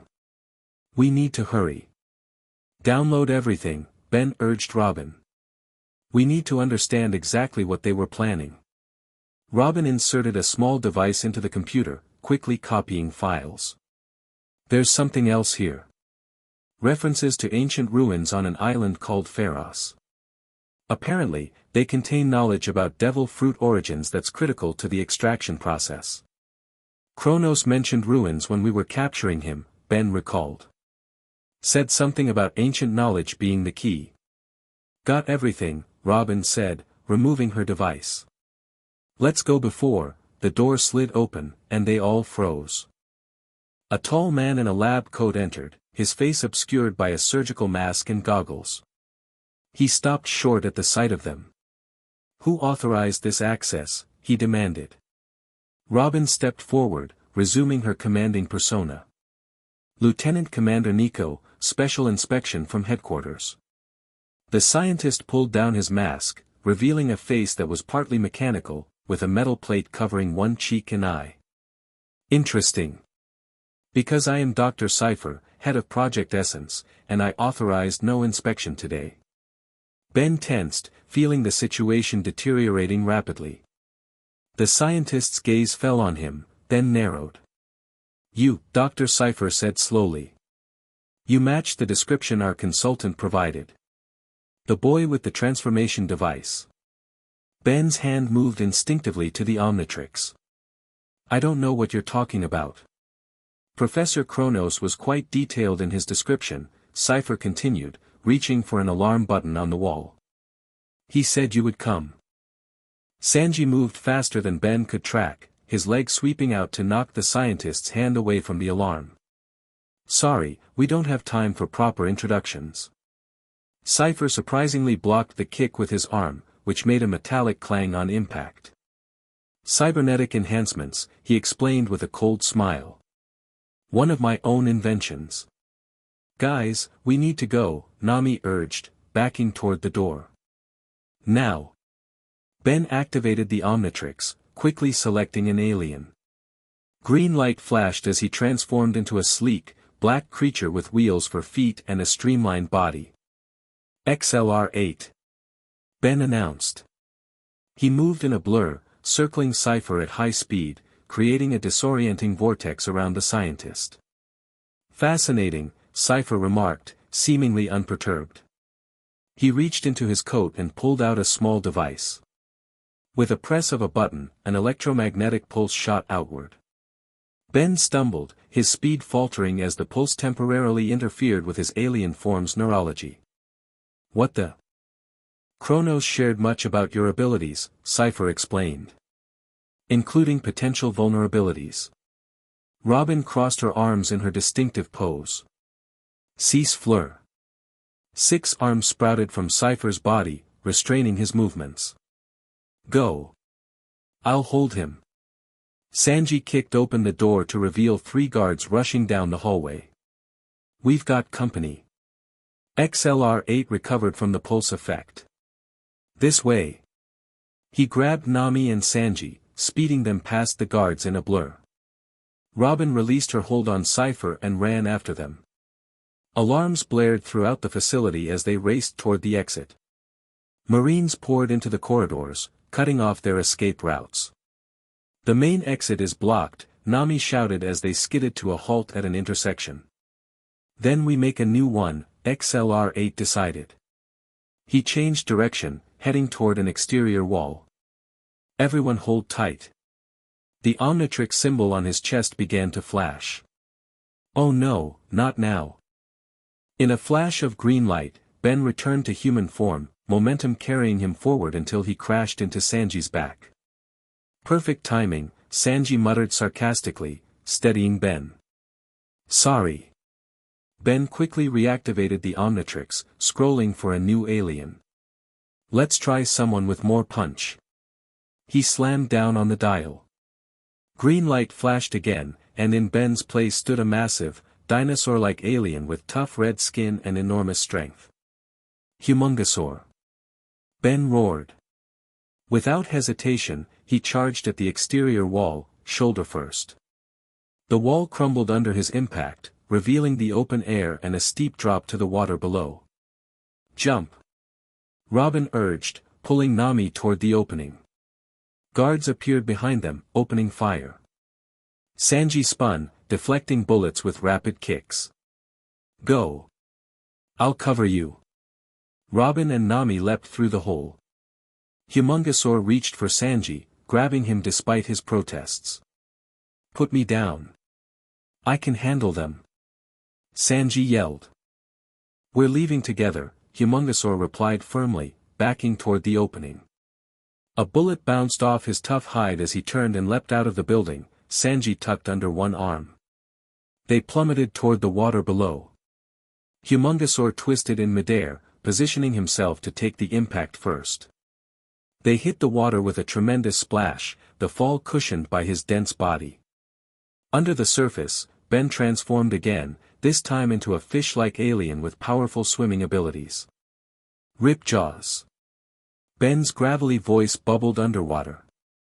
He grabbed Sanji, who was struggling due to the sudden immersion, and swam toward Robin and Nami who were treading water nearby. Head for the boat. Ripjaws directed, pulling Sanji along. The chef sputtered but began swimming once he oriented himself. Marines appeared at the broken wall above, firing into the water around them. Ripjaws dove deeper, the others following his lead to avoid the bullets that lost momentum quickly underwater. They reached their stolen boat, climbing aboard hastily. Sanji immediately took the helm while Robin and Nami untied the moorings. Ripjaws transformed back to Ben as he collapsed on the deck, exhausted from the multiple rapid transformations. Go, go, go. Nami urged as Marines began pouring out of the facility toward the dock. The boat's engine roared to life, and they shot away from the research station. Behind them, alarm sirens continued to wail, and a larger marine vessel began to pull away from another dock. They're pursuing, Robin observed calmly, wringing water from her hair. Can we outrun them? Ben asked, catching his breath. Sanji grimaced. Not in this tub. That's a combat cruiser behind us. Ben checked the Omnitrix, it was in the red, recharging after his multiple transformations. Just great. Now what? Nami studied the sea and sky with an expert's eye. There's a storm system about half a mile east. If we can reach it, I might be able to use it to lose them. East it is, Sanji agreed, adjusting their course. As they raced toward the darkening clouds on the horizon, Ben helped Robin spread out the data they'd stolen. Despite being somewhat damp, the storage device had protected the information. Kronos was definitely working with them, Robin confirmed, scanning through files. He provided the theoretical framework for dimensional stabilization of devil fruit essence. And in return? Ben asked. Access to their extraction technology and historical records about devil fruits. It seems he was particularly interested in something called the Void Century. What's that? 100-year period in our world's history that the world government has forbidden anyone to study, Robin explained, her expression darkening. All records from that time were destroyed, save for a few scattered clues on special stones called poneglyphs. Why would Kronos care about ancient history? Ben wondered. Because, Robin said, pointing to a passage in the files, according to this, devil fruits first appeared during the Void Century. Their origin might be connected to whatever the government is trying to hide. The boat suddenly lurched as they hit the edge of the storm. Rain began pelting the deck, and wind whipped around them. Nami took over from Sanji, her navigation skills better suited to the treacherous conditions. Can you use this weather? Robin asked her. Nami nodded, pulling out her Climatax staff. Watch and learn. She began manipulating the weather around them, amplifying the natural storm with her own abilities. Behind them, the marine vessel entered the storm zone, immediately struggling with the massive waves Nami was generating. Lightning crackled overhead, striking the water dangerously close to the pursuit ship. That should slow them down, Nami said with satisfaction. Now we need to change direction without them noticing. Ben watched in amazement as she continued working with her staff, creating a localized fog bank that enveloped their boat. Under this cover, she directed Sanji to make a sharp turn south, while the storm continued to drive east. The Marines will follow the storm, she explained. By the time they realize we're not in it anymore, we'll be long gone. That's incredible, Ben said, genuinely impressed. You control weather? Just small weather systems, Nami replied modestly. It's nothing compared to your transformations. Are you kidding? That was perfect strategy. Saved us without anyone getting hurt. Nami smiled at the compliment. Well, we still need to get this information back to the others.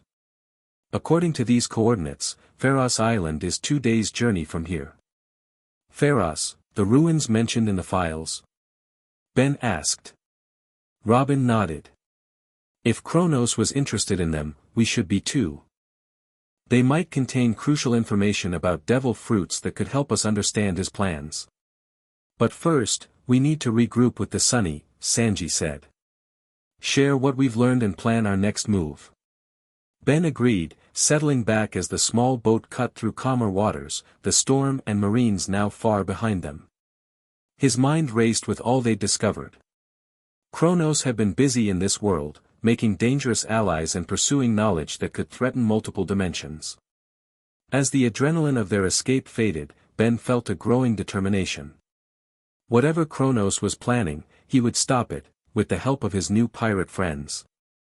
The Thousand Sunny came into view just as the sun was setting, its lion figurehead catching the golden light. Luffy spotted them approaching and waved enthusiastically from his perch. They're back, his voice carried across the water. Did you bring meat? Is that all he thinks about? Ben asked with a laugh. Pretty much, Sanji confirmed, guiding their boat alongside the Sunny. They climbed aboard to find the entire crew waiting, eager for news. While they changed out of their wet marine disguises, Robin briefed everyone on what they'd discovered. Devil fruit essence extraction. Frankie whistled. That's some seriously dangerous science.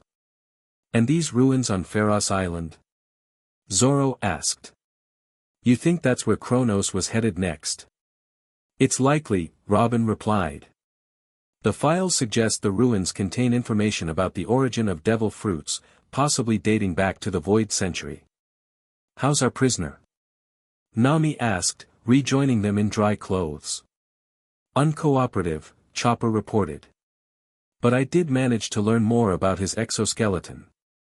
It's powered by the same energy source as his dimensional device. Ben, now comfortable in his regular clothes, activated the Omnitrix and scrolled through his aliens thoughtfully. If Kronos was planning to go to these ruins, maybe we should talk to him again. I might have an idea for getting him to cooperate. The crew followed Ben down to the brig, where Kronos sat in a cell, his damaged exoskeleton removed and placed in a corner.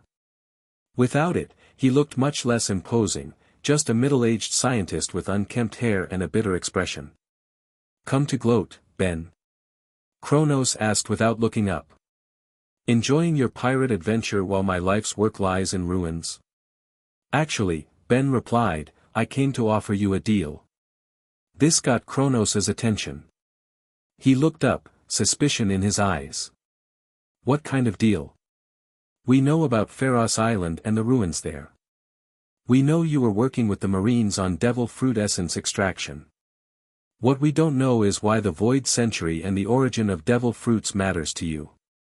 Kronos laughed humorlessly. "You wouldn't understand even if I explained it." Ben activated the Omnitrix, transforming in a flash of green light. In his place stood a small, gray alien with a bulbous head and large eyes. "Try me," Gray Matter said, his high-pitched voice carrying surprising authority. "My Galvan form has an intelligence level far beyond human capacity. I understand complex dimensional physics better than most beings in the universe." Kronos studied Gray Matter with grudging respect. "The Galvan, yes, I've read about them in your files." "Fine. If you want to know, I'll tell you." Gray Matter folded his arms, waiting. "Devil fruits aren't natural to this world," Kronos began. "According to the fragments of research I found, they appeared suddenly during what they call the Void Century. Their properties defy conventional physics, granting powers that alter reality itself." "You think they're extraterrestrial," Gray Matter surmised. "Or extradimensional." "Precisely. The similarities between devil fruit energy signatures and dimensional breach radiation are too similar to be coincidental. My theory is that during the Void Century, someone in this world made contact with another dimension, intentionally or accidentally. And the fruits are the result," Robin concluded. "A merger of energies from different realities." "Yes. The world government erased this history because it revealed a truth they couldn't control, that their world is just one of many, and the barriers between them are more permeable than they realized." Gray Matter processed this information quickly. "So you wanted to go to Ferros Island because the ruins there supposedly contain the original method used to create devil fruits," Kronos explained. "If I could understand that process, I could perfect my dimensional technology. Create stable passages between worlds. Or tear them all apart," Gray Matter countered. "The energies you're playing with are incredibly dangerous." Kronos leaned forward. "That's where you're wrong, Ben. I'm not trying to destroy dimensions, I'm trying to unite them. Imagine free travel between worlds, exchange of knowledge and resources across realities." "With you as the gatekeeper," Zorro interjected skeptically. "Someone has to control the process," Kronos argued. "Better me than governments or corporations." Gray Matter transformed back to Ben in a flash of green light. "Even if what you're saying is true, your methods are too risky. You nearly caused a dimensional collapse on Ruin Island." "A miscalculation," Kronos dismissed. "One I wouldn't repeat with the knowledge from Ferros Island." Ben exchanged glances with Robin, who gave a subtle nod. They had what they needed, confirmation of Kronos' plans and the importance of Ferros Island. "Thanks for the information," Ben said, turning to leave. "It's been enlightening." "Wait." Kronos called after them. "Don't you see? This affects you too, Ben. With the right application of this technology, you could go home anytime you wanted. Travel between dimensions at will." Ben paused at the door. "Maybe. But not at the risk of destroying multiple realities." He left, the crew following behind him. Back on deck, they gathered to discuss what they'd learned. "So," Luffy summarized in his straightforward way, "the devil fruits came from another dimension, and Kronos wants to use old ruins to make a door between worlds." "Basically, yes," Ben confirmed, impressed at how quickly Luffy had grasped the concept. "And we need to reach Ferros Island before anyone else who might have the same idea. Like this Dr. Cypher from the research facility," Sanji added. "He seemed particularly interested in you, Ben." We should assume the Marines are now aware of both Kronos' capture and our interest in Ferros Island, Robin said. They'll likely send forces there as well. Nami calculated on her map. With favorable winds, we could reach Ferros in 2 days. Then we set sail immediately, Luffy decided. Nami, plot the course. Frankie, prepare the crew to burst in case we need a quick escape. As the crew dispersed to their tasks, Ben found himself standing beside Luffy at the bow.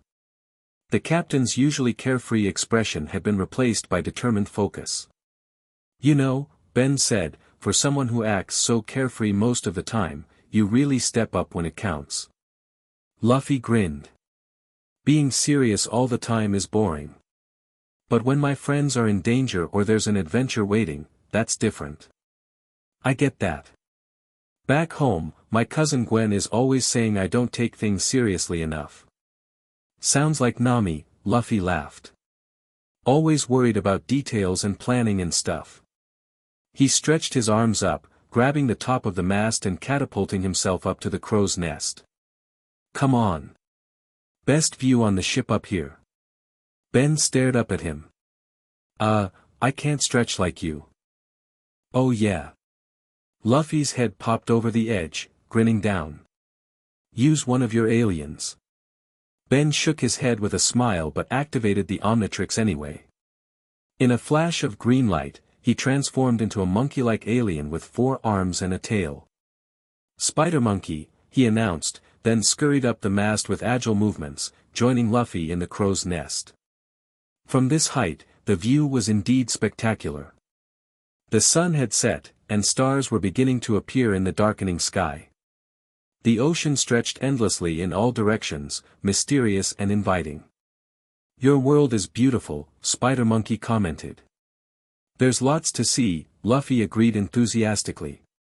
Islands that float in the sky, underwater kingdoms, islands made of candy. Candy? Spider Monkey's eyes widened. Now that I'd like to see.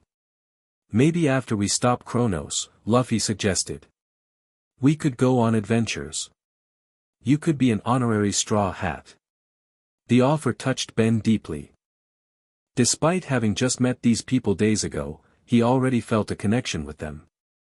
They accepted him without question, valued his abilities, and treated him like one of their own. I'd like that, Spider Monkey admitted.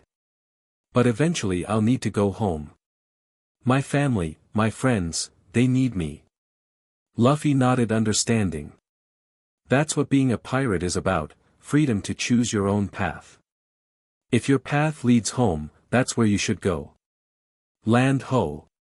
Usopp's voice called from the front of the ship, interrupting their conversation. Already? Spider Monkey asked in surprise. I thought Ferros was 2 days away. That's not Ferros, Nami shouted up to them. It's a small trading post. We can resupply there before continuing. Spider Monkey and Luffy descended to the main deck where the crew was gathering. Ben transformed back to human form as they approached. We'll dock for the night, Nami was explaining. Get fresh supplies, maybe gather information about Ferros Island. And get a hot meal that isn't ship's rations, Sanji added. No offense to my own cooking, but fresh ingredients make all the difference. The trading post turned out to be a small island with a bustling port town. Ships of various sizes were docked in the harbor, from small fishing vessels to medium-sized merchant ships. Notably absent were any marine vessels, much to everyone's relief. We should keep a low profile, Robin suggested as they prepared to disembark. The Marines from G9 might have spread word about us. Agreed, Nami said. Small groups, casual clothes, nothing that screams pirate. They split into teams, Sanji, Chopper, and Brook would handle supplies, Frankie and Usopp would look for mechanical parts, Nami and Robin would gather information, while Luffy, Zoro, and Ben would explore the town for any signs of trouble. What about Kronos? Ben asked before leaving. I've secured his cell with sea stone locks, Frankie assured him. He's not going anywhere. Plus, I've booby-trapped the brig. Anyone tries to break him out, they'll get a nasty surprise. Satisfied with the arrangements, Ben joined Luffy and Zoro as they headed into town. The port was lively despite the late hour, with shops and food stalls still open to serve the sailors and travelers. Food first, Luffy insisted, making a beeline for a barbecue stand. Is he always this focused on eating? Ben asked Zoro. Always, the swordsman confirmed. Just be glad he's paying for his own food this time. They wandered through the town, Luffy enthusiastically trying every food stall they passed. Ben was amazed at the rubber man's capacity, he seemed to consume his body weight in meat and still remain hungry. As they turned down a side street, Ben noticed something odd, a group of people gathered around a man making some kind of speech. Curious, he moved closer to listen. The power to change your lives forever, the man was saying, holding up a small vial of glowing liquid. Essence of devil fruit, without the curse. Temporary power, no permanent side effects. Ben tensed. Guys, he whispered to Luffy and Zoro. That's exactly what we were investigating at the marine base. Zoro's hand moved to his swords. Could be a scam. Or it could be real, Ben countered. Either way, we should check it out. They edged closer to the gathering. The man at the center was dressed flamboyantly, with a top hat and a coat covered in strange symbols. Behind him stood two burly assistants guarding a small chest.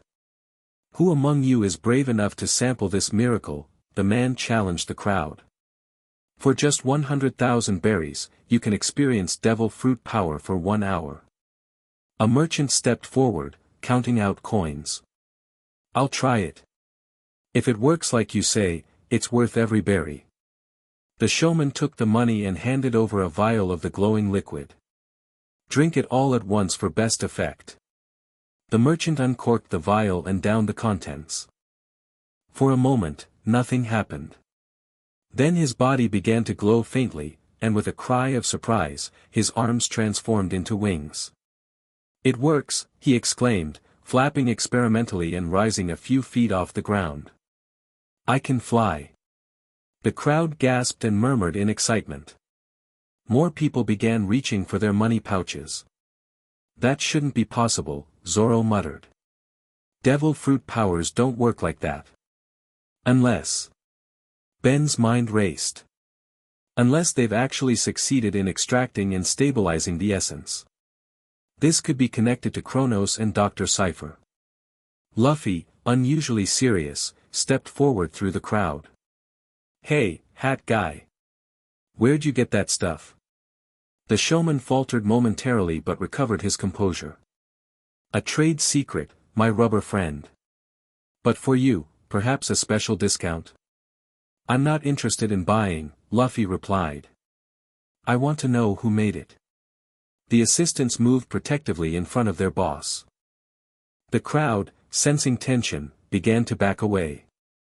I believe our business here is concluded for tonight, the showman announced, signaling his men to pack up the chest. Thank you all for your interest. Hold on, Ben said, stepping forward alongside Luffy. We just want to talk. I don't think so, one of the assistants growled, reaching inside his jacket.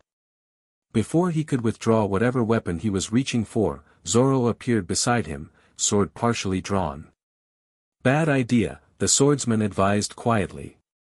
The assistant froze, then slowly removed his empty hand from his jacket. Now, Ben continued, how about we have that conversation? The showman looked nervously between the three of them, then at the rapidly dispersing crowd.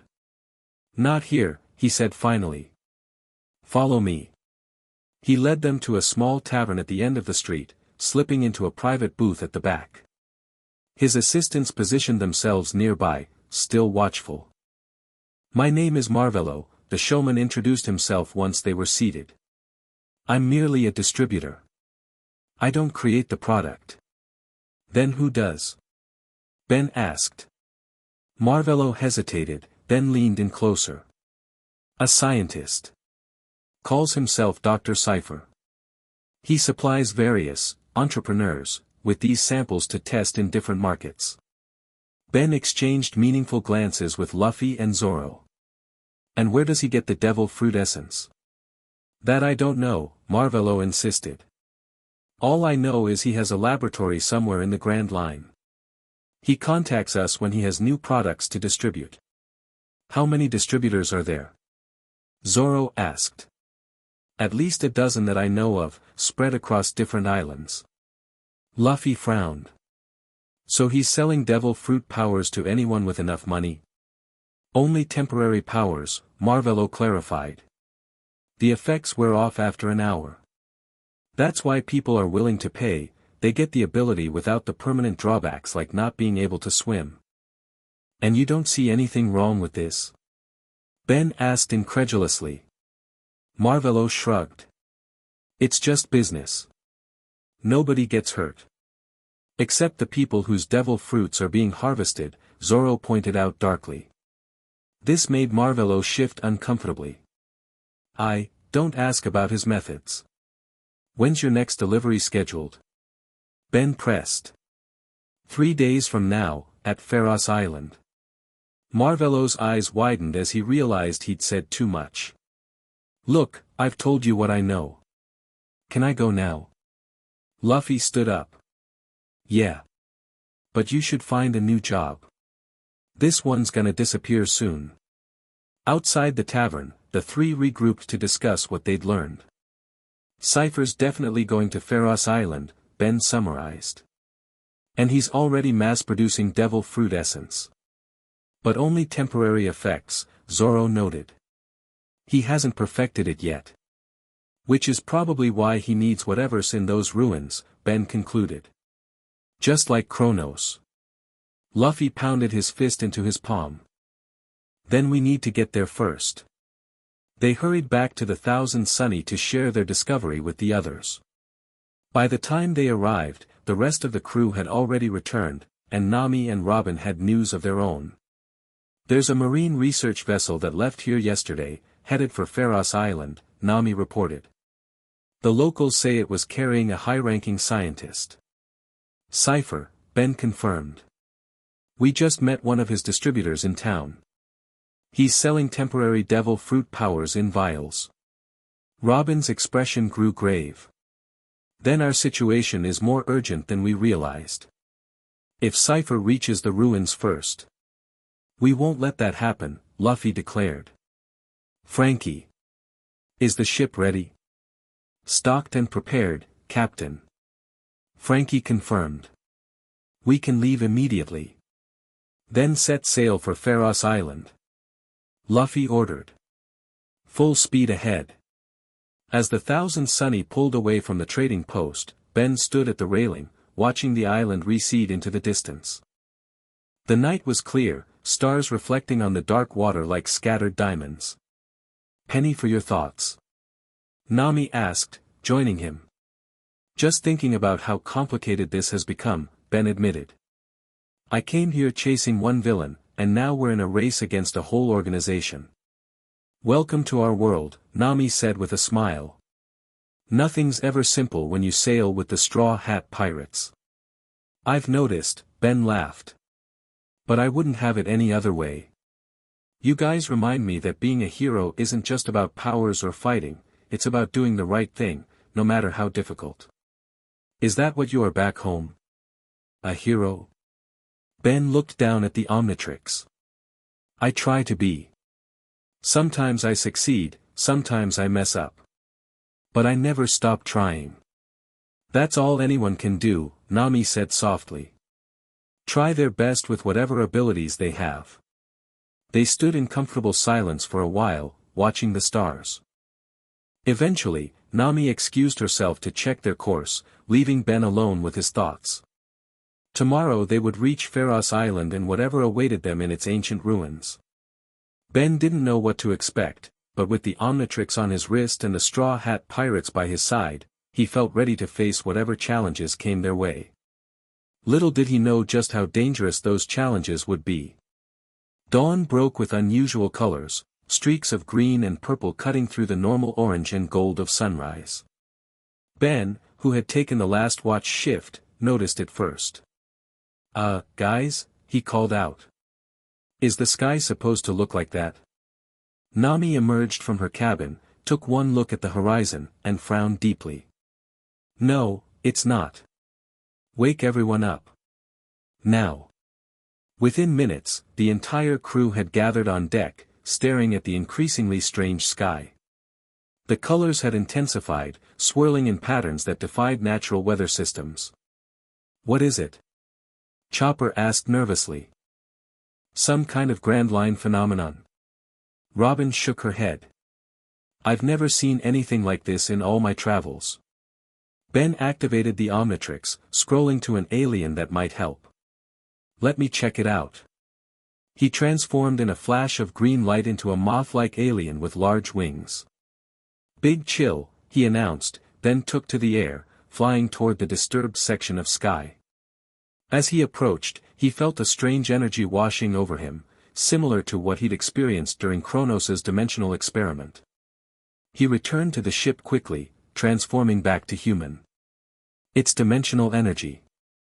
The same kind Kronos was messing with, but on a much larger scale. And it's coming from the direction of Ferros Island, Frankie noted grimly. Someone's activated something there, Ben concluded. We need to hurry. Luffy pointed forward determinedly. Frankie. Coup de burst. We don't have enough cola for a full burst, the shipwright warned. It'll get us closer but not all the way there. Do it, Luffy ordered. Every minute counts now. The Thousand Sunny's special propulsion system activated, launching the ship forward with tremendous force. They covered a significant distance before the burst gave out, leaving them still several miles from their destination. But Ferros Island was now visible on the horizon, and above it, a swirling vortex of energy reached from the island into the sky, creating the unnatural colors they'd observed. That doesn't look good, Usopp said, lowering his telescope. I can see ships around the island too.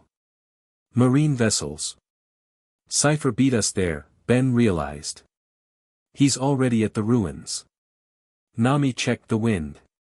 This is the fastest we can go with natural wind. We'll reach the island in about an hour. Too long, Luffy declared. He turned to Ben. Can any of your aliens get us there faster? Ben considered his options.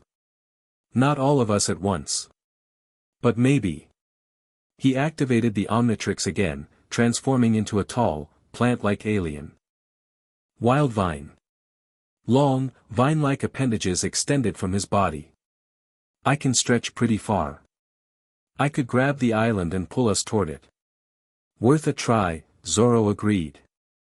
Wildvine extended his appendages to their maximum length, but the island remained just out of reach. Too far still. What about a combination? Robin suggested. Luffy can stretch too. Luffy immediately understood. He moved to the front of the ship and stretched his arms out as far as possible. Wildvine wrapped a vine around Luffy's extended hands, effectively doubling their reach. Got it. Wildvine announced as his enhanced reach allowed him to grab onto a rocky outcropping of the island. Now pull. Together, Luffy and Wildvine retracted their extended limbs, pulling the Thousand Sunny rapidly toward the island. The ship cut through the water at unprecedented speed, leaving a massive wake behind it. Everyone brace for arrival. Nami shouted as they approached the shore much faster than intended. The Sunny skidded onto the beach with a grinding halt, digging a trench in the sand. Wildvine transformed back to Ben, both he and Luffy collapsing in temporary exhaustion from the effort. Nice teamwork, Luffy grinned, recovering quickly in typical Rubberman fashion. Ben gave a thumbs up, catching his breath. Let's not make a habit of it, though. The crew disembarked quickly, gazing up at the energy vortex that now loomed directly overhead. The air hummed with power, and occasional lightning-like discharges leapt from the vortex to the ground. The ruins must be at the vortex's center, Robin concluded, pointing to a path that led uphill from the beach. We should hurry. What about the marine ships? Chopper asked worriedly. They're docked on the other side of the island, Usopp reported after scouting with his telescope. We have a head start from this position. Then let's move, Ben said, already starting up the path. The journey through the dense jungle was challenging. The path was overgrown and occasionally disappeared entirely, forcing them to cut their way through. Strange wildlife scattered at their approach, animals that seemed somehow affected by the dimensional energy, sporting unusual colors or extra limbs. The energy is changing this place, Robin observed. Altering the natural life forms. Like radiation? Ben asked, remembering similar effects from encounters with alien technology back home. Similar, but more directed, Robin replied. Almost as if it's experimenting with different biological forms. After an hour of climbing, they emerged from the jungle into a clearing. Before them stood the ruins of Ferros, an ancient city built of white stone, partially reclaimed by nature. At its center, a massive pyramid-like structure reached toward the sky, and from its peak, the energy vortex spiraled upward. There. Sanji pointed to movement near the pyramid. Marines. Sure enough, a group of uniformed soldiers had established a perimeter around the central structure. Equipment and tents surrounded it, suggesting they'd been there for some time. I don't see Cypher, Ben said, scanning the area. He must be inside the pyramid, Robin suggested. That's where the energy is originating from. Luffy cracked his knuckles. Then that's where we're going. We can't just charge in, Nami cautioned. There are at least 30 Marines down there. Then we need a distraction, Zoro said, drawing his swords. Ben activated the Omnitrix. I have just the alien for this. Green light flashed, and he transformed into a small, frog-like creature. Ditto. The crew looked at him skeptically.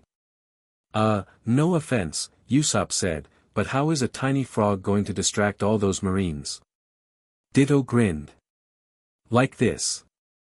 He split into 2 identical copies, then 4, then 8, until 20 Dittos stood before the amazed pirates.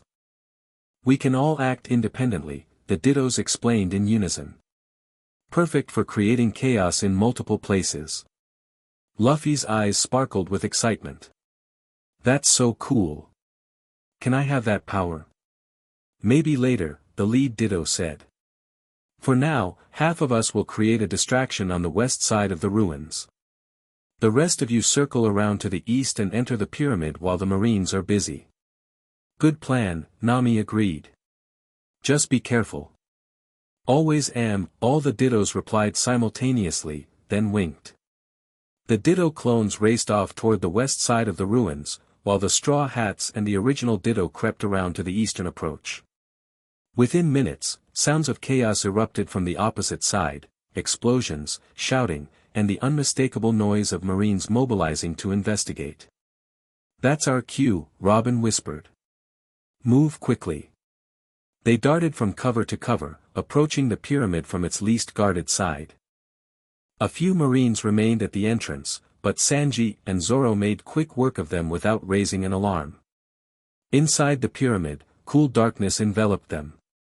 Ancient carvings covered the walls, illuminated by modern lighting equipment the Marines had installed. The passages sloped downward rather than up, revealing that much of the structure extended underground. These symbols, Robin murmured, examining the walls as they moved deeper. They're unlike anything I've seen before. Not quite Poneglyph script, but similar. Can you read them? Ben asked, having rejoined his Ditto clones and transformed back to human form. Partially. They speak of the fruit of worlds and power born of the void. Robin traced the symbols with her fingers. This confirms the theory, devil fruits came from another dimension. They continued deeper, following the increasing pulse of energy that grew stronger with each level they descended. The modern lighting eventually gave way to an eerie glow emanating from the walls themselves, stones that shimmered with an inner light. The whole place is charged with dimensional energy, Ben observed. It's like a massive battery. Finally, they reached a vast chamber at the heart of the pyramid. The ceiling soared above them, and in the center stood an elaborate apparatus, part ancient stone construction, part modern technology. Dr. Cypher stood at a control panel, directing a team of scientists as they made adjustments. The group ducked behind a large column, observing undetected. "What is that thing?" Nami whispered. "It looks like a more advanced version of Kronos's device," Ben replied. "But much, much bigger." The apparatus surrounded a stone altar, on which sat a single devil fruit, larger and more intricately patterned than any they'd seen before. Tubes and wires connected it to the machinery, which in turn linked to the ceiling where the energy vortex originated. "They're extracting its power," Robin realized. "But that fruit, it's unlike any known devil fruit." "Because it's not just a devil fruit," came a voice from behind them. "It's the original fruit." They whirled to find Dr. Cypher standing there, flanked by Marines with weapons trained on them. His partly mechanical face gleamed in the strange light. "Dr. Cypher," Ben acknowledged, tensing for a fight. "Ben Tennyson. And the Straw Hat Pirates." Cypher's mechanical eye whirred as it focused on them. "I've been expecting you. Though I admit, you arrived sooner than anticipated." "What are you doing here?" Luffy demanded, his fists clenched. "Making history," Cypher replied calmly. "Or rather, rediscovering it. This facility was created during the Void Century to harness interdimensional energy, the same energy that created the very first devil fruit." He gestured to the altar. "That is the original fruit, preserved for centuries in a state of suspended animation. Every devil fruit in existence is derived from its power, diluted and specialized over generations. And you're extracting its essence," Ben surmised, "to create more powerful versions of your temporary devil fruit formulas." "Initially, yes," Cypher admitted.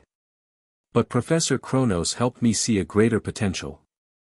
By combining the original fruit's essence with his dimensional technology, we can create a permanent gateway between dimensions, accessing unlimited power and knowledge." "You're working with Kronos?" Zoro asked, hand on his swords. "Was working with him," Cypher corrected. "Until you captured him. But fortunately, he shared enough of his research that I could continue alone." Ben activated the Omnitrix. "Whatever you're doing, it's destabilizing this entire dimension. You need to shut it down." "On the contrary," Cypher replied. "The process is working exactly as intended. The vortex is a dimensional anchor point, the first of many that will allow controlled travel between worlds." "Controlled by who?" Robin challenged. "The world government. By those with the vision to use it properly," Cypher said vaguely. "Now, I'm afraid I can't allow you to interfere further." He pressed a button on his wrist device. The Marines raised their weapons, but before they could fire, a tremendous explosion rocked the chamber. The ceiling cracked, debris raining down between the straw hats and Cypher. "What the?" Cypher looked up in confusion. Through the new hole in the ceiling descended a familiar figure in a hastily repaired exoskeleton. "Kronos!" Ben exclaimed. "How did you escape?" "You pirates really should upgrade your cell security," Kronos replied smugly. "Basic quantum lock disruptors are child's play." "You're too late, Professor," Cypher called out. "The process is already underway." "I don't need your help anymore, Doctor," Kronos replied coldly. "Just the fruit." He aimed a device at the altar, firing a beam that encased the original fruit in a force field. With another press of a button, the fruit levitated toward him. "Stop him!" Cypher ordered his Marines, who redirected their weapons toward Kronos. Chaos erupted in the chamber. Marines fired at Kronos, who deflected their shots with his exoskeleton's shields. Cypher rushed to his control panel, attempting to stabilize the extraction process now interrupted by the fruit's removal. The Straw Hats seized the opportunity. Luffy immediately launched himself at Cypher, while Zoro and Sanji engaged the Marines.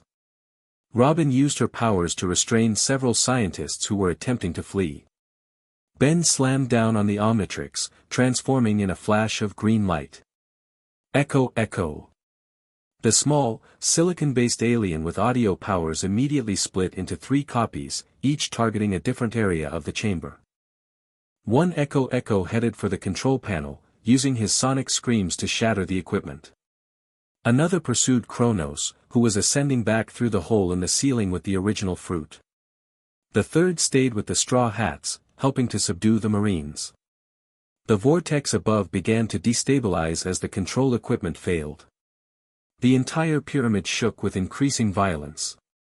The dimensional anchor is collapsing. Cypher shouted over the noise. Without the fruit to stabilize it, the vortex will implode. What happens if it implodes? Nami asked, dodging falling debris. It creates a dimensional black hole, the Echo near the control panel explained. Sucking in everything around it before collapsing spacetime completely. That sounds bad. Usopp shrieked, firing his slingshot at Marines who were still fighting despite the danger. Luffy. We need to get out of here. Frankie called, supporting a section of ceiling that threatened to collapse on them. The Echo chasing Kronos returned, rejoining with his copies. Kronos escaped with the fruit. He's heading for the beach. Let him go, Luffy decided, punching one last Marine into a wall. We need to stop this vortex thing first. Ben transformed again, this time into his newest alien form. Celestialcipian. The cosmic-powered alien immediately rose to the center of the chamber, hands raised toward the destabilizing vortex. Everyone get out. Ben ordered, his voice reverberating with power. I'll contain the implosion. We're not leaving you. Luffy shouted back. You have to. Follow Kronos. Stop him from using the fruit. Ben's celestialcipian form began absorbing the wild dimensional energy, his body glowing brighter with each second. I'll catch up when I'm done here. Robin, understanding the gravity of the situation, pulled at Luffy's arm. He's right, Captain. We need to go now. Reluctantly, the Straw Hats retreated, fighting their way back up through the pyramid as the structure continued to shake around them. Cypher and his remaining Marines fled in the opposite direction, abandoning their equipment. Alone in the chamber, Ben concentrated all his celestialcipian power on containing the collapsing vortex. The dimensional energies fought against his control, wild and chaotic. It was like trying to hold back an ocean with bare hands. Outside, the Straw Hats emerged from the pyramid just as sections began to collapse behind them. The vortex above had transformed into a swirling black mass that seemed to devour light itself. Where's Kronos? Zoro demanded, scanning the ruins. There. Chopper pointed to a figure moving rapidly through the jungle toward the beach. After him. Luffy ordered. Ben will catch up. They raced after Kronos, the jungle path now considerably easier to navigate due to the damage caused by the professor's passage. When they reached the beach, they found Kronos attempting to launch a small craft, one he had apparently prepared as an escape vessel. The original fruit sat in a special containment unit at the boat's center, connected to a smaller version of the extraction device. It's over, Kronos. Luffy shouted, stretching his arm to grab the boat's edge before it could launch. Kronos turned, his exoskeleton powering up defensive measures. Stay back. You have no idea what's at stake. We know exactly what's at stake, Nami replied. Multiple dimensions at risk because of your experiments. You fools. I'm trying to save those dimensions. Kronos activated his equipment, which began drawing power from the original fruit. The implosion has already begun.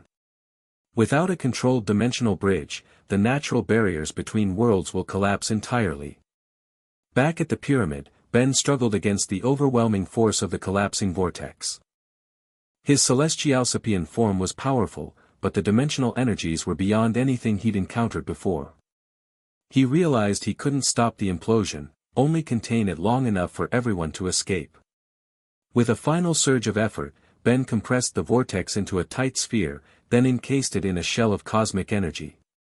It would hold for minutes at most before exploding with catastrophic force. He fled the chamber, racing through the crumbling pyramid and out into the open air.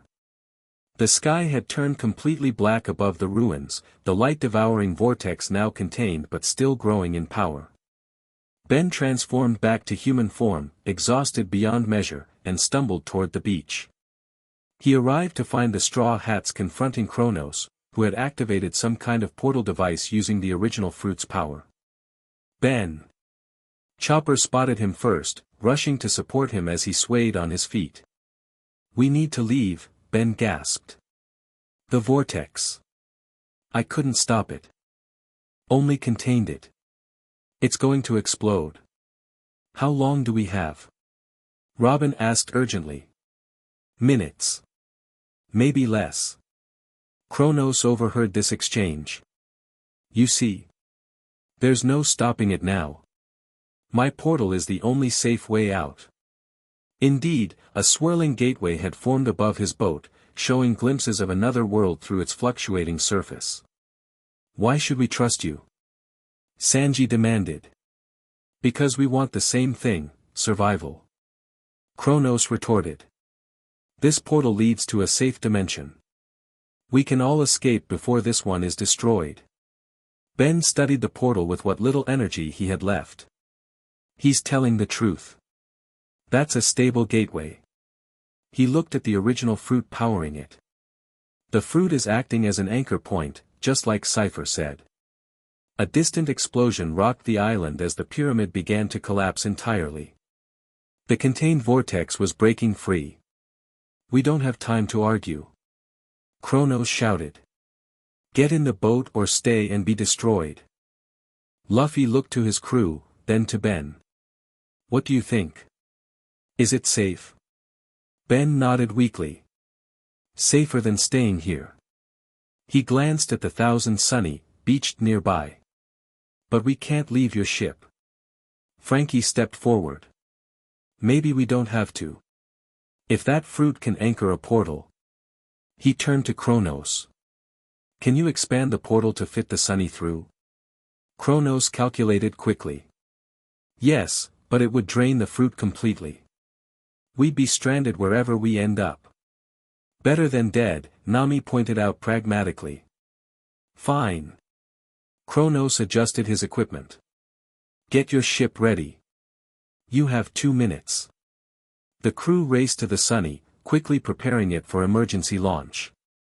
Frankie activated the ship's systems while Usopp and Chopper secured loose items. Ben, regaining some strength, helped where he could. Kronos expanded the portal as promised, the gateway growing until it was large enough for the Thousand Sunny to pass through. The effort clearly strained both his equipment and the original fruit, which began to wither as its power was drained. "Now!" Kronos shouted as another explosion rocked the island. "The vortex is breaking containment." Frankie engaged the Sunny's engines, driving the ship directly toward the portal. Kronos abandoned his smaller craft, leaping aboard the pirate ship at the last moment before it entered the swirling gateway. The sensation of passing through was indescribable, like being simultaneously stretched and compressed, turned inside out and reassembled. Everyone aboard clutched whatever was nearest for support as reality itself seemed to bend around them. Then, suddenly, they were through, emerging into calm waters under a clear blue sky. The portal snapped shut behind them with a thunderclap of displaced air. Silence fell across the deck as everyone tried to process what had just happened. They were alive, and the Sunny was intact. But where, or when, were they now? Ben was the first to recognize their surroundings. His heart leapt into his throat as he stared at the skyline visible in the distance. That's San Francisco," he whispered, pointing to the unmistakable silhouette of the Golden Gate Bridge. "We're in my world." The Straw Hats gathered at the railing, staring in wonder at the modern city before them. Buildings of glass and steel reached toward the sky, and strange flying machines, airplanes, Ben knew, soared overhead. "Your world?" Luffy asked, eyes wide with excitement. "We're in your dimension." "Looks like it," Ben confirmed, a mix of emotions washing over him. He was home, but what about his new friends? They were now stranded in his dimension, just as he had been in theirs. Kronos collapsed to the deck, his exoskeleton sparking and failing. The original fruit in his device had withered to a dry husk, its power completely expended. It worked, he murmured, almost to himself. A controlled dimensional jump. At what cost? Robin asked him. An entire dimension could have been destroyed in that implosion. Kronos shook his head weakly. No. The implosion would have been contained to that island. Destructive, yes, but not world-ending. And you knew this all along? Ben demanded. Theoretical knowledge, Kronos admitted. I couldn't be certain until I saw your celestialsapian form contain it. Nami looked from the strange city back to Ben. So what happens now? We're stuck in your world. Before Ben could answer, a familiar voice called out from nearby. Ben. Ben. Ben turned to see a small craft approaching the Sunny. Standing at its bow was a teenage girl with red hair and a stern expression, alongside an older man in a Hawaiian shirt. Gwen. Grandpa Max. Ben shouted, waving frantically. Friends of yours? Luffy asked with a grin. Ben nodded, suddenly realizing the absurdity of the situation he was about to explain. Yeah. My family. He looked at the pirate crew, his new friends from another dimension, and couldn't help but laugh. This is going to be interesting. As Gwen and Grandpa Max's boat pulled alongside the Thousand Sunny, Ben realized that his adventure was far from over. In fact, a new chapter was just beginning. Chapter 3, Heroes Across Dimensions, Ben. Gwen leaped from Grandpa Max's boat onto the Thousand Sunny's deck, nearly knocking Ben over with her hug. Where have you been? You disappeared for days. Long story, Ben replied, returning the hug before turning to greet Grandpa Max as he climbed aboard. Like, really long. Max Tennyson surveyed the strange ship and its even stranger crew with the calm assessment of someone who'd seen plenty of unusual things in his life. His eyes lingered on Chopper, Brooke, and Frankie before settling on Kronos, who sat slumped against the mast. Professor Kronos, he nodded. I see you're involved in this.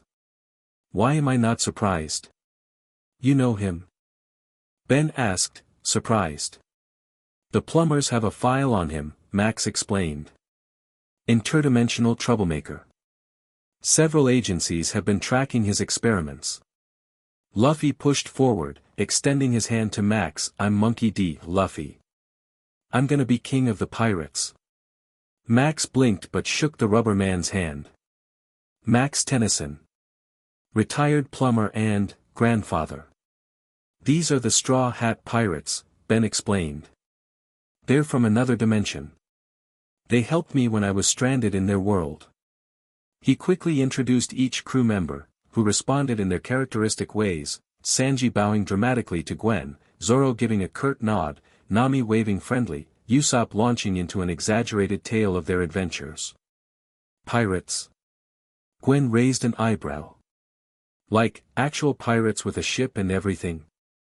We don't have a flag right now, Chopper explained earnestly, but we usually sail under a Jolly Roger with a straw hat on it.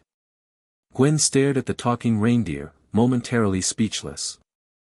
Oh my God, you're adorable, she finally managed, kneeling to look at him more closely. Shut up.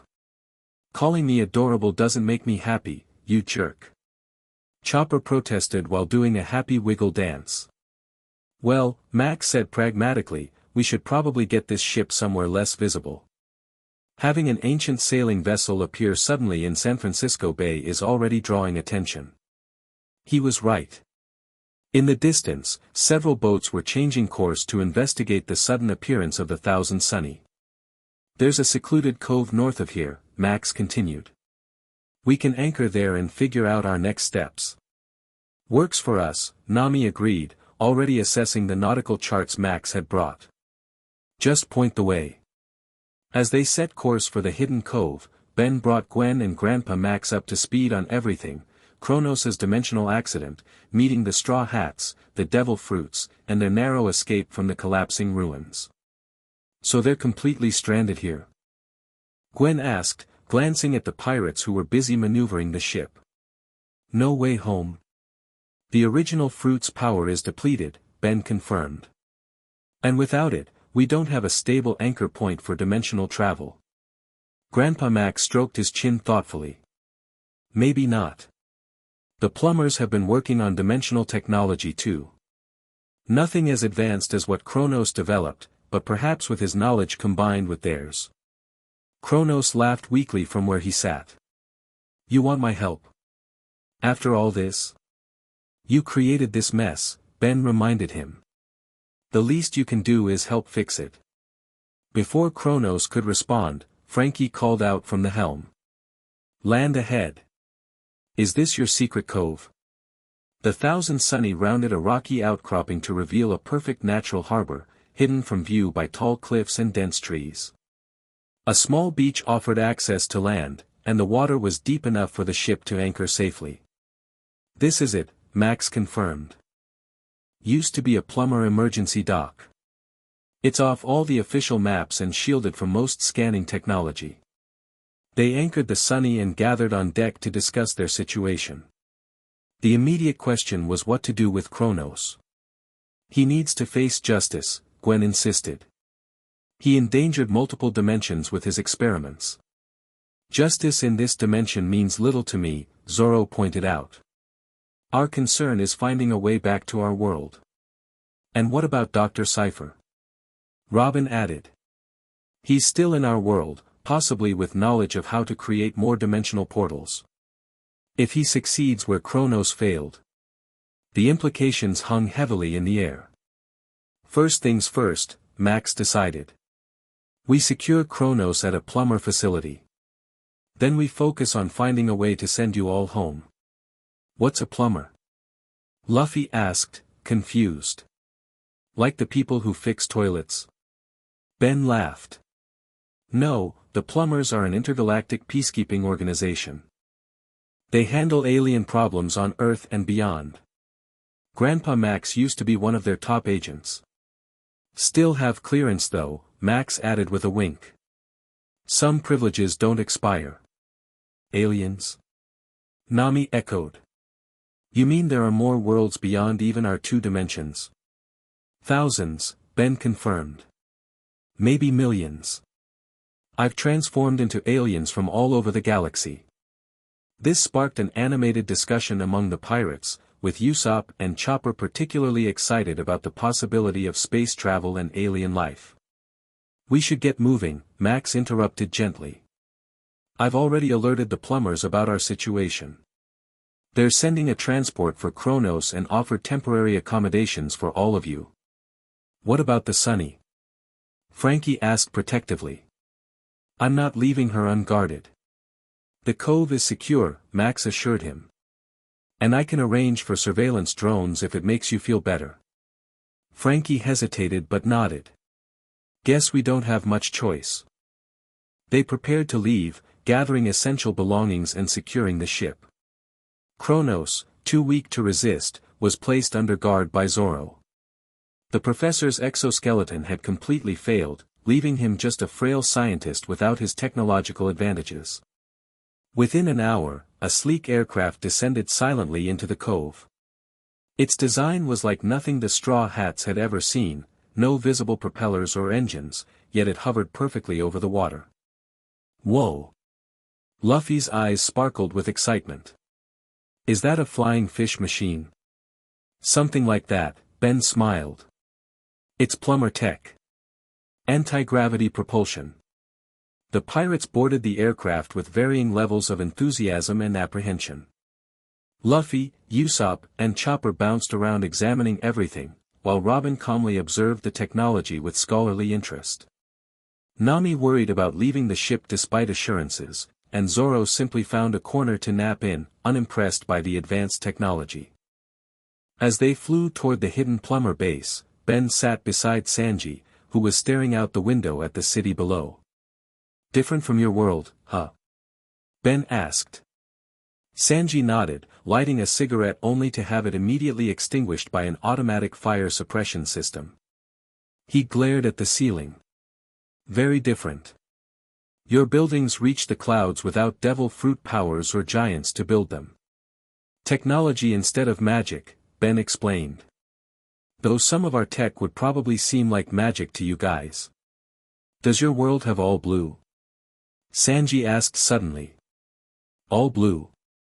A legendary sea where all four oceans meet. Where fish from every part of the world can be found. Sanji's voice took on a dreamy quality. Finding it is my dream. Ben thought for a moment. We have oceans that connect, but nothing legendary like that. Our world is more, mapped out. Fewer mysteries. That sounds boring, Sanji decided with a slight smile. It has its moments, Ben replied, glancing at the Omnitrix.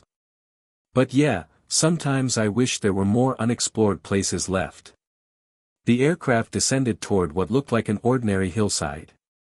As they approached, a section of the hill slid open to reveal a hangar built into the rock. They landed smoothly inside, the entrance ceiling behind them. Welcome to Plumber Base 7G, announced a voice over the speakers. Please remain seated until the decontamination process is complete.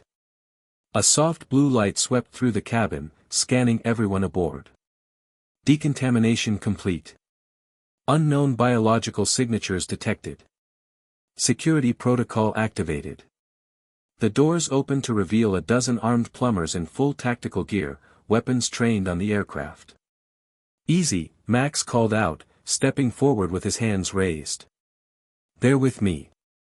Authorization Tennyson, Alpha, 7. A senior officer stepped forward, checking something on her wrist computer. Confirmed, Magister Tennyson. Apologies for the welcome, but our sensors detected several non-terrestrial life forms aboard. That would be our guests, Max explained. Interdimensional travelers. They need temporary asylum while we sort out their situation. The plumbers lowered their weapons but remained alert as the Straw Hats disembarked. Brooks' appearance caused several to raise their weapons again until Max assured them he was friendly. Yo-ho-ho-ho. I seem to have caused a stir, Brooke observed cheerfully. Though I'm just skin and bones, except I don't have any skin. Skull joke. No one laughed except Luffy, who found it hilarious as always. Kronos is secured, reported a plumber who had taken the professor into custody. Medical is checking him now, then we'll move him to containment. I want to speak with him once he's settled, Max requested. He might be our best source of information on interdimensional travel. They were escorted deeper into the base, which expanded into a vast complex of laboratories, training facilities, and living quarters. The technology on display amazed even Robin, who normally maintained her cool demeanor regardless of circumstances. This is all hidden beneath your city, she asked, examining a holographic star map as they passed. The public has no idea we exist, Gwen explained. Earth isn't ready for full disclosure about aliens and other dimensions yet. Like how the world government hides the void century, Robin murmured. Interesting parallel. They were shown to a section of guest quarters, surprisingly comfortable rooms that had been quickly prepared for their arrival. The areas were designed for various alien physiologies, so accommodating a skeleton, a cyborg, and a reindeer posed no particular challenge. There's a briefing in 1 hour, their escort informed them. Magister Tennyson requests your presence to discuss possible solutions to your situation. Once they were alone, the pirates gathered in the common area of their quarters to process everything. This place is amazing. Chopper exclaimed. Their medical technology is centuries ahead of ours. Their security is solid too, Zoro noted, having professionally assessed their surroundings. Multiple layers, redundant systems. These plumbers know what they're doing. Do you think they can really help us get home? Nami asked, voicing the concern they all shared. If anyone can, it's Grandpa Max and the plumbers, Ben assured them. They deal with weird stuff all the time. What if we can't go back? Brooke asked quietly. What becomes of us then? The question hung heavily in the air. Despite the adventure of being in a new world, each of the Straw Hats had dreams and goals tied to their own dimension. Luffy couldn't become king of the pirates in a world without the Grand Line or the One Piece. Zoro couldn't challenge Mihawk to become the world's greatest swordsman. Nami's maps of their world would remain unfinished. We'll find a way, Luffy declared with characteristic confidence. We always do. An hour later, they gathered in a conference room where Max, Gwen, and several senior plumbers waited. Holographic displays showed complex equations and what appeared to be models of dimensional barriers. Thank you all for coming, Max began. Let me introduce Magister Labrid, our dimensional research specialist. A blue-skinned alien nodded to the group. I've been studying the readings from your arrival. Fascinating breach pattern, never seen anything quite like it. We've debriefed Professor Kronos, Max continued. Despite his reluctance, he's provided valuable insights into his dimensional travel technology. Can you send us home? Luffy asked directly, never one for beating around the bush.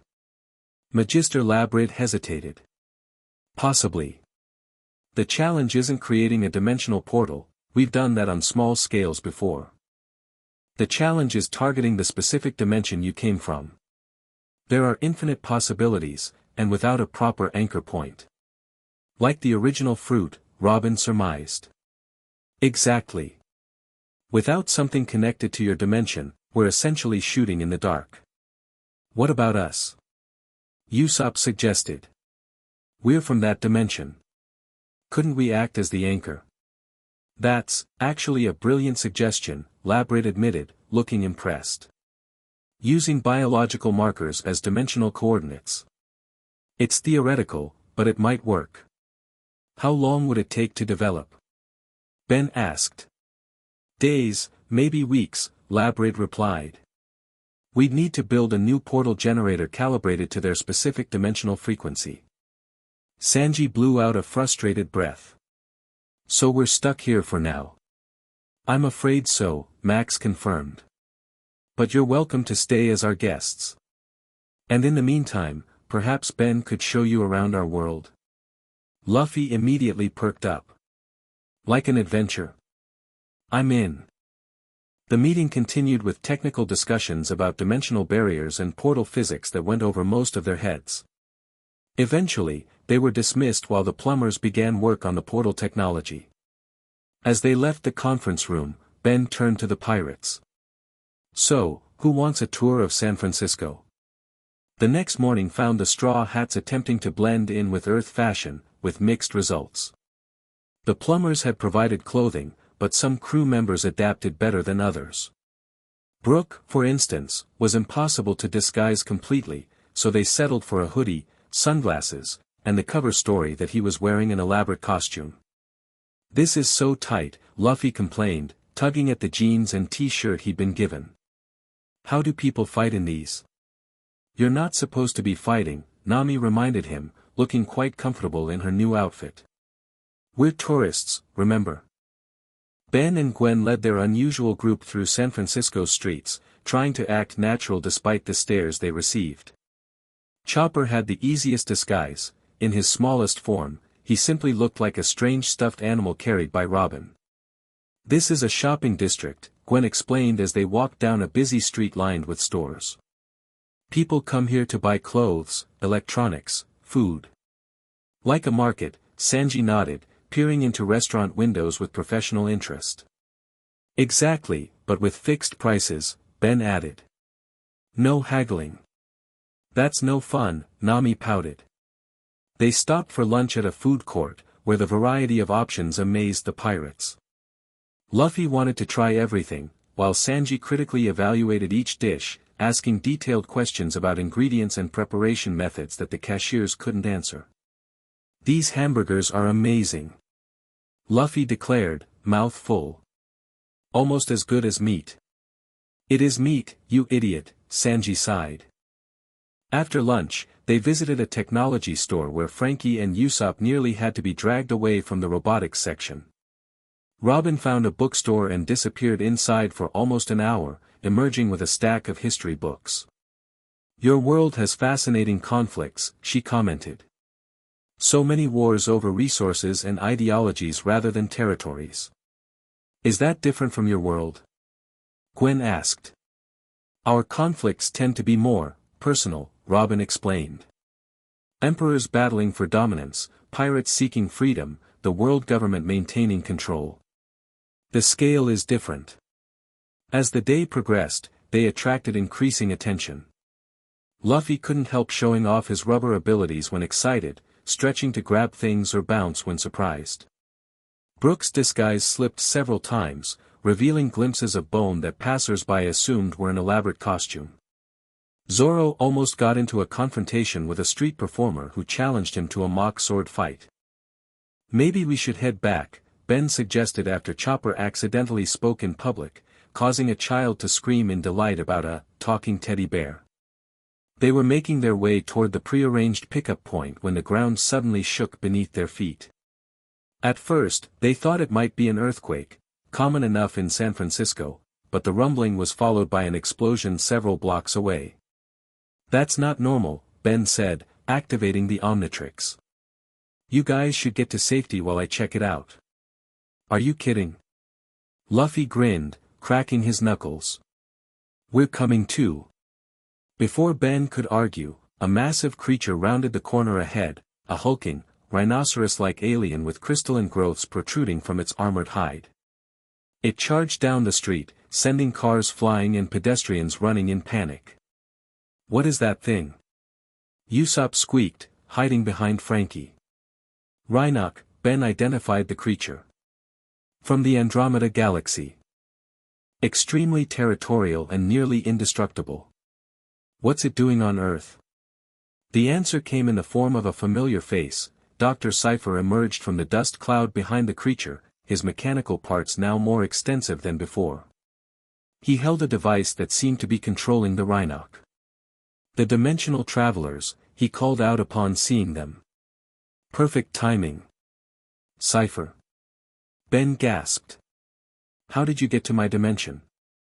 "I followed your energy signature, of course," Cypher replied as if it were obvious. "When the pyramid collapsed, I managed to salvage enough equipment to create a one-way portal. Primitive, but effective." "Why are you here?" Robin demanded. "What do you want?" Cypher gestured to the rampaging alien. "I'm continuing my research. Your dimension has such fascinating life forms, Ben Tennyson. The energy patterns of this creature are remarkably similar to devil fruits, suggesting a common interdimensional origin." "So you're what, collecting alien specimens?" Ben asked incredulously. "For study, yes. And this is just the beginning." Cypher held up another device, one that looked disturbingly like Kronos' dimensional technology. "With the right calibration, I can open portals to countless dimensions, extracting powers from across the multiverse." "We can't let him do that," Gwen said quietly to Ben. "If he starts punching holes in dimensional walls."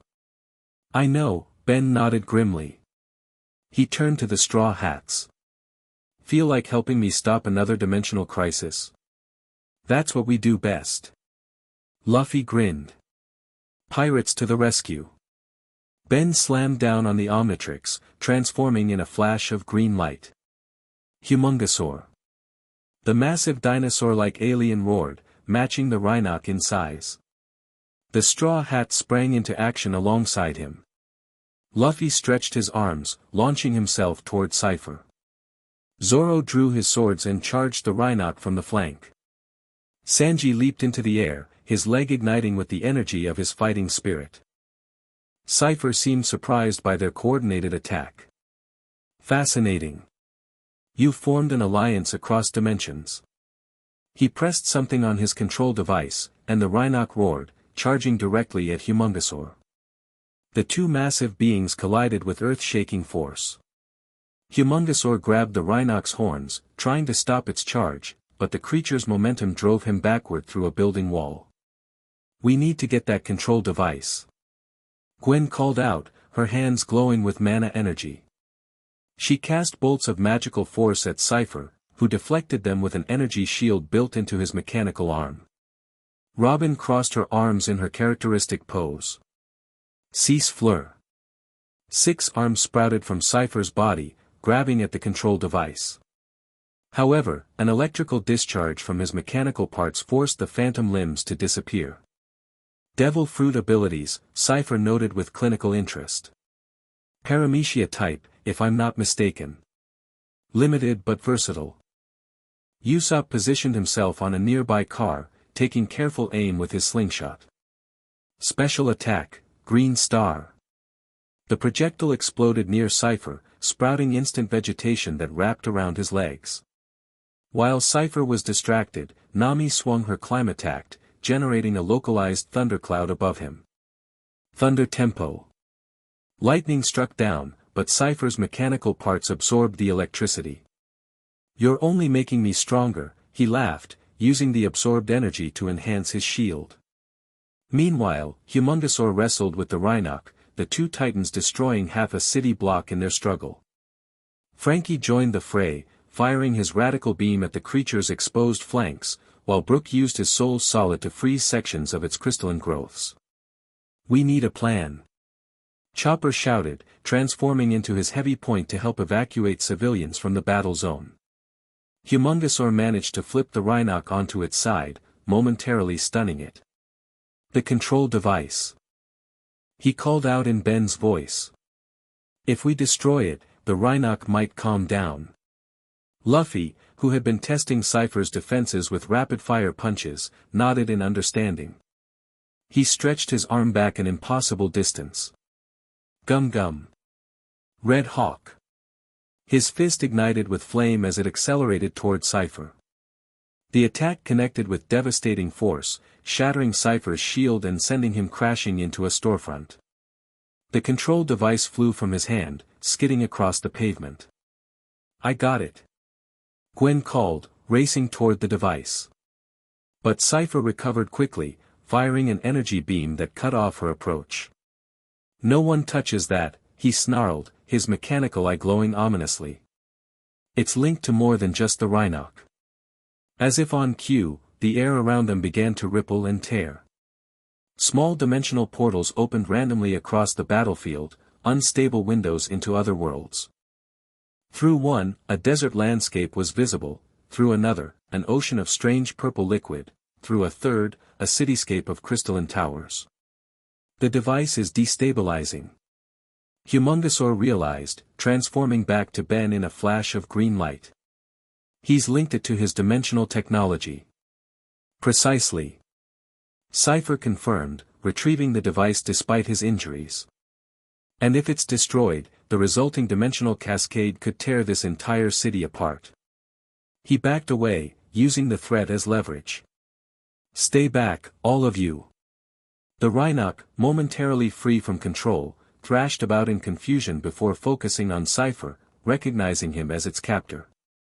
It charged toward the scientist with renewed fury. No. Cypher tried to reactivate the control signal, but the device had been damaged in the fall. Ben quickly activated the Omnitrix again, transforming into a new alien form. Feedback. The plug-like alien could absorb and redirect energy, exactly what they needed. Everyone clear the area. Feedback ordered, racing toward Cypher and the approaching Rhinoc. The Straw Hats and Gwen pulled back, helping evacuate remaining civilians. Feedback reached Cypher just as the Rhinoc was about to trample him, pushing the scientist aside and facing the creature head-on. Let's see if you like a taste of your own energy, Feedback taunted, extending his plug-like fingers toward the Rhinoc. As the creature charged, Feedback absorbed the kinetic energy of its attack, then redirected it in a powerful blast that knocked the Rhinoc back. While the creature was stunned, Feedback turned to Cypher's device. Now for the real problem. He connected his plugs to the dimensional technology, beginning to drain its power. Stop. You don't know what you're doing. Cypher protested, trying to pull the device away. I know exactly what I'm doing, Feedback replied confidently. I'm containing your dimensional meltdown. The unstable portals around them began to fluctuate as feedback drained their energy. Some collapsed entirely, while others stabilized momentarily before shrinking. "It's working," Gwen called out. "The dimensional rifts are closing." But one portal, larger than the others, suddenly expanded instead of shrinking. Through it, they could see a familiar ocean, the grand line of the One Piece world, recognizable by its unique cloud patterns and sea kings in the distance. "That's our world," Nami exclaimed, pointing excitedly.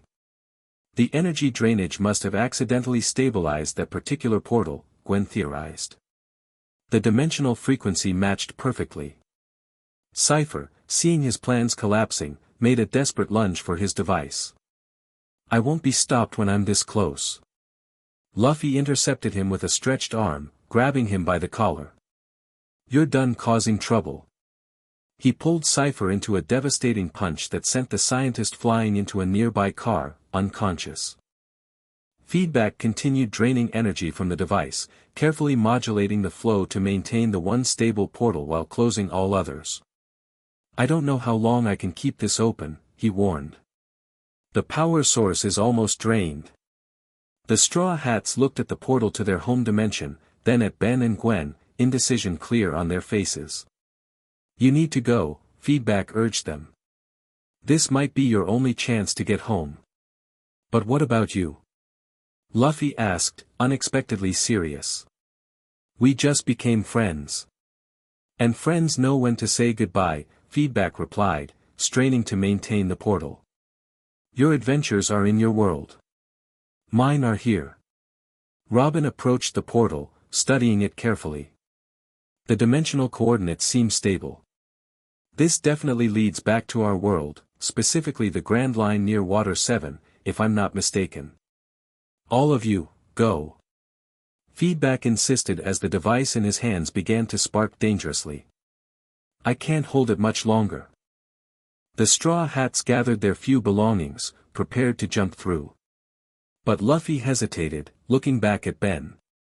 "This isn't goodbye," the Rubber Man declared. "It's see you later." Because friends always find a way back to each other. Feedback smiled despite his strain. "I'd like that."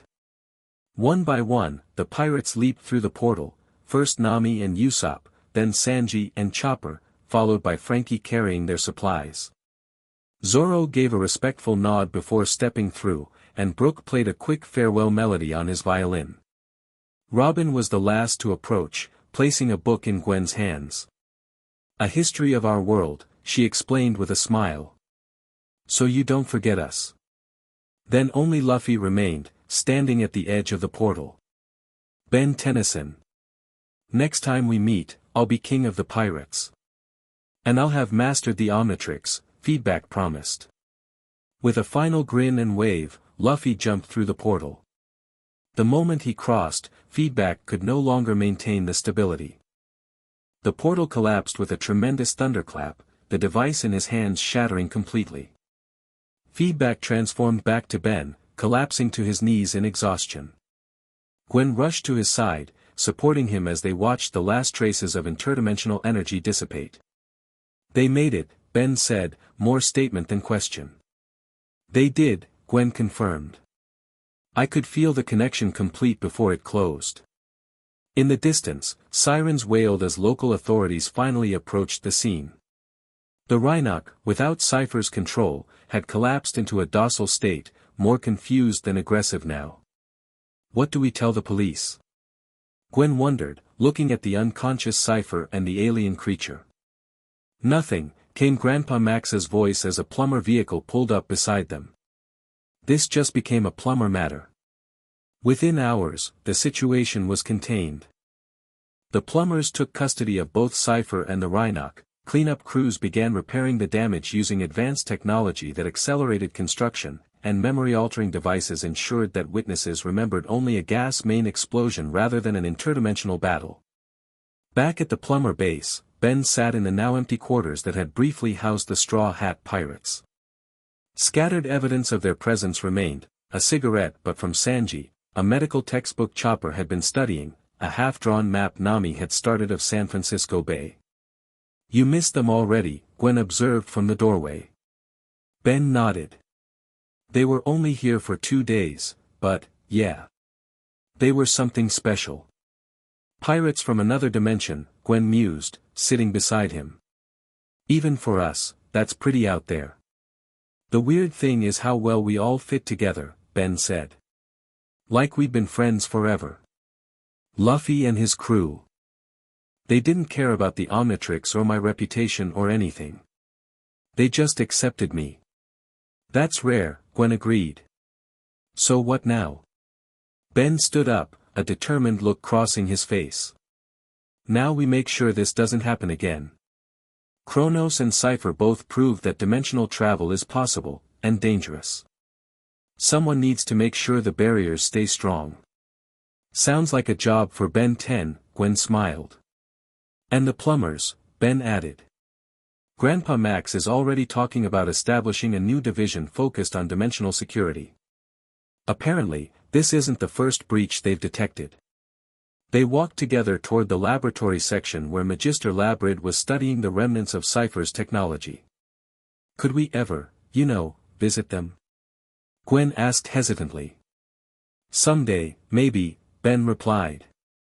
Labrid thinks he might be able to recreate a stable portal using the dimensional coordinates he recorded during the battle. But it would take months, maybe years of work. Worth it though? Ben smiled, remembering Luffy's parting words. Definitely worth it. After all, friends always find a way back to each other. 1 month later, Ben stood on the deck of the Rust Bucket 3, Grandpa Max's advanced plumber ship, as it hovered invisibly over San Francisco Bay. Below, in the hidden cove where the Thousand Sunny had briefly anchored, a small memorial had been placed, a plaque bearing the Straw Hat Pirate's Jolly Roger, visible only to those who knew where to look. Ready for patrol? Max asked, joining him at the viewport. Ben nodded, the Omnitrix gleaming on his wrist. As a newly appointed dimensional security specialist for the plumbers, he now had official responsibility for monitoring potential breaches between worlds. Any unusual readings today? He asked. Nothing significant, Max replied. Though there was a small energy spike near Japan last night. Probably just background radiation, but we'll keep an eye on it. Ben smiled to himself. In the month since the Straw Hat's departure, he'd thrown himself into learning everything he could about dimensional physics, even enlisting Gwen's help with the more magical aspects of interdimensional travel. If there was a way to see his friends again, he would find it. The ship banked gently, beginning its patrol route around the planet. As Earth's continents passed below, Ben thought about how his perspective had changed. His world had always seemed big enough, with its countless alien species and threats. Now he knew it was just one reality among infinite possibilities, and somewhere out there, a crew of pirates was sailing toward their dreams. Ben said as they passed over the Pacific Ocean, Luffy once told me that being a pirate meant having the freedom to choose your own path. Sounds like a smart kid, Max nodded. I think I understand what he meant now. It's not about doing whatever you want, it's about having the courage to decide what matters most and pursuing it, no matter the odds. Max placed a hand on Ben's shoulder. That's what heroes do, Ben. Whether they're wielding the Omnitrix or sailing a pirate ship. As the Rust Bucket 3 continued its patrol, Ben activated the Omnitrix, scrolling through his alien options thoughtfully. Among them was the Celestialcipian form he'd used to contain the dimensional vortex, a form with the power to alter reality itself. He hadn't used it since the Straw Hats left, partly out of caution, partly because he was still learning to control its immense powers. But someday, when he had mastered it completely. The ship's alarms suddenly blared, interrupting his thoughts. Dimensional breach detected, the computer announced. Quadrant 7, Atlantic Ocean. That's a big one, Max said, studying the readings. Energy signature unlike anything we've seen before. Ben smiled, the familiar rush of adventure flowing through him. Let's check it out. As the ship changed course, accelerating toward the anomaly, Ben couldn't help wondering if maybe, just maybe, a certain straw hat might be visible on the other side. After all, in a multiverse of infinite possibilities, some friends were simply destined to meet again. The end. Thank you for watching this video.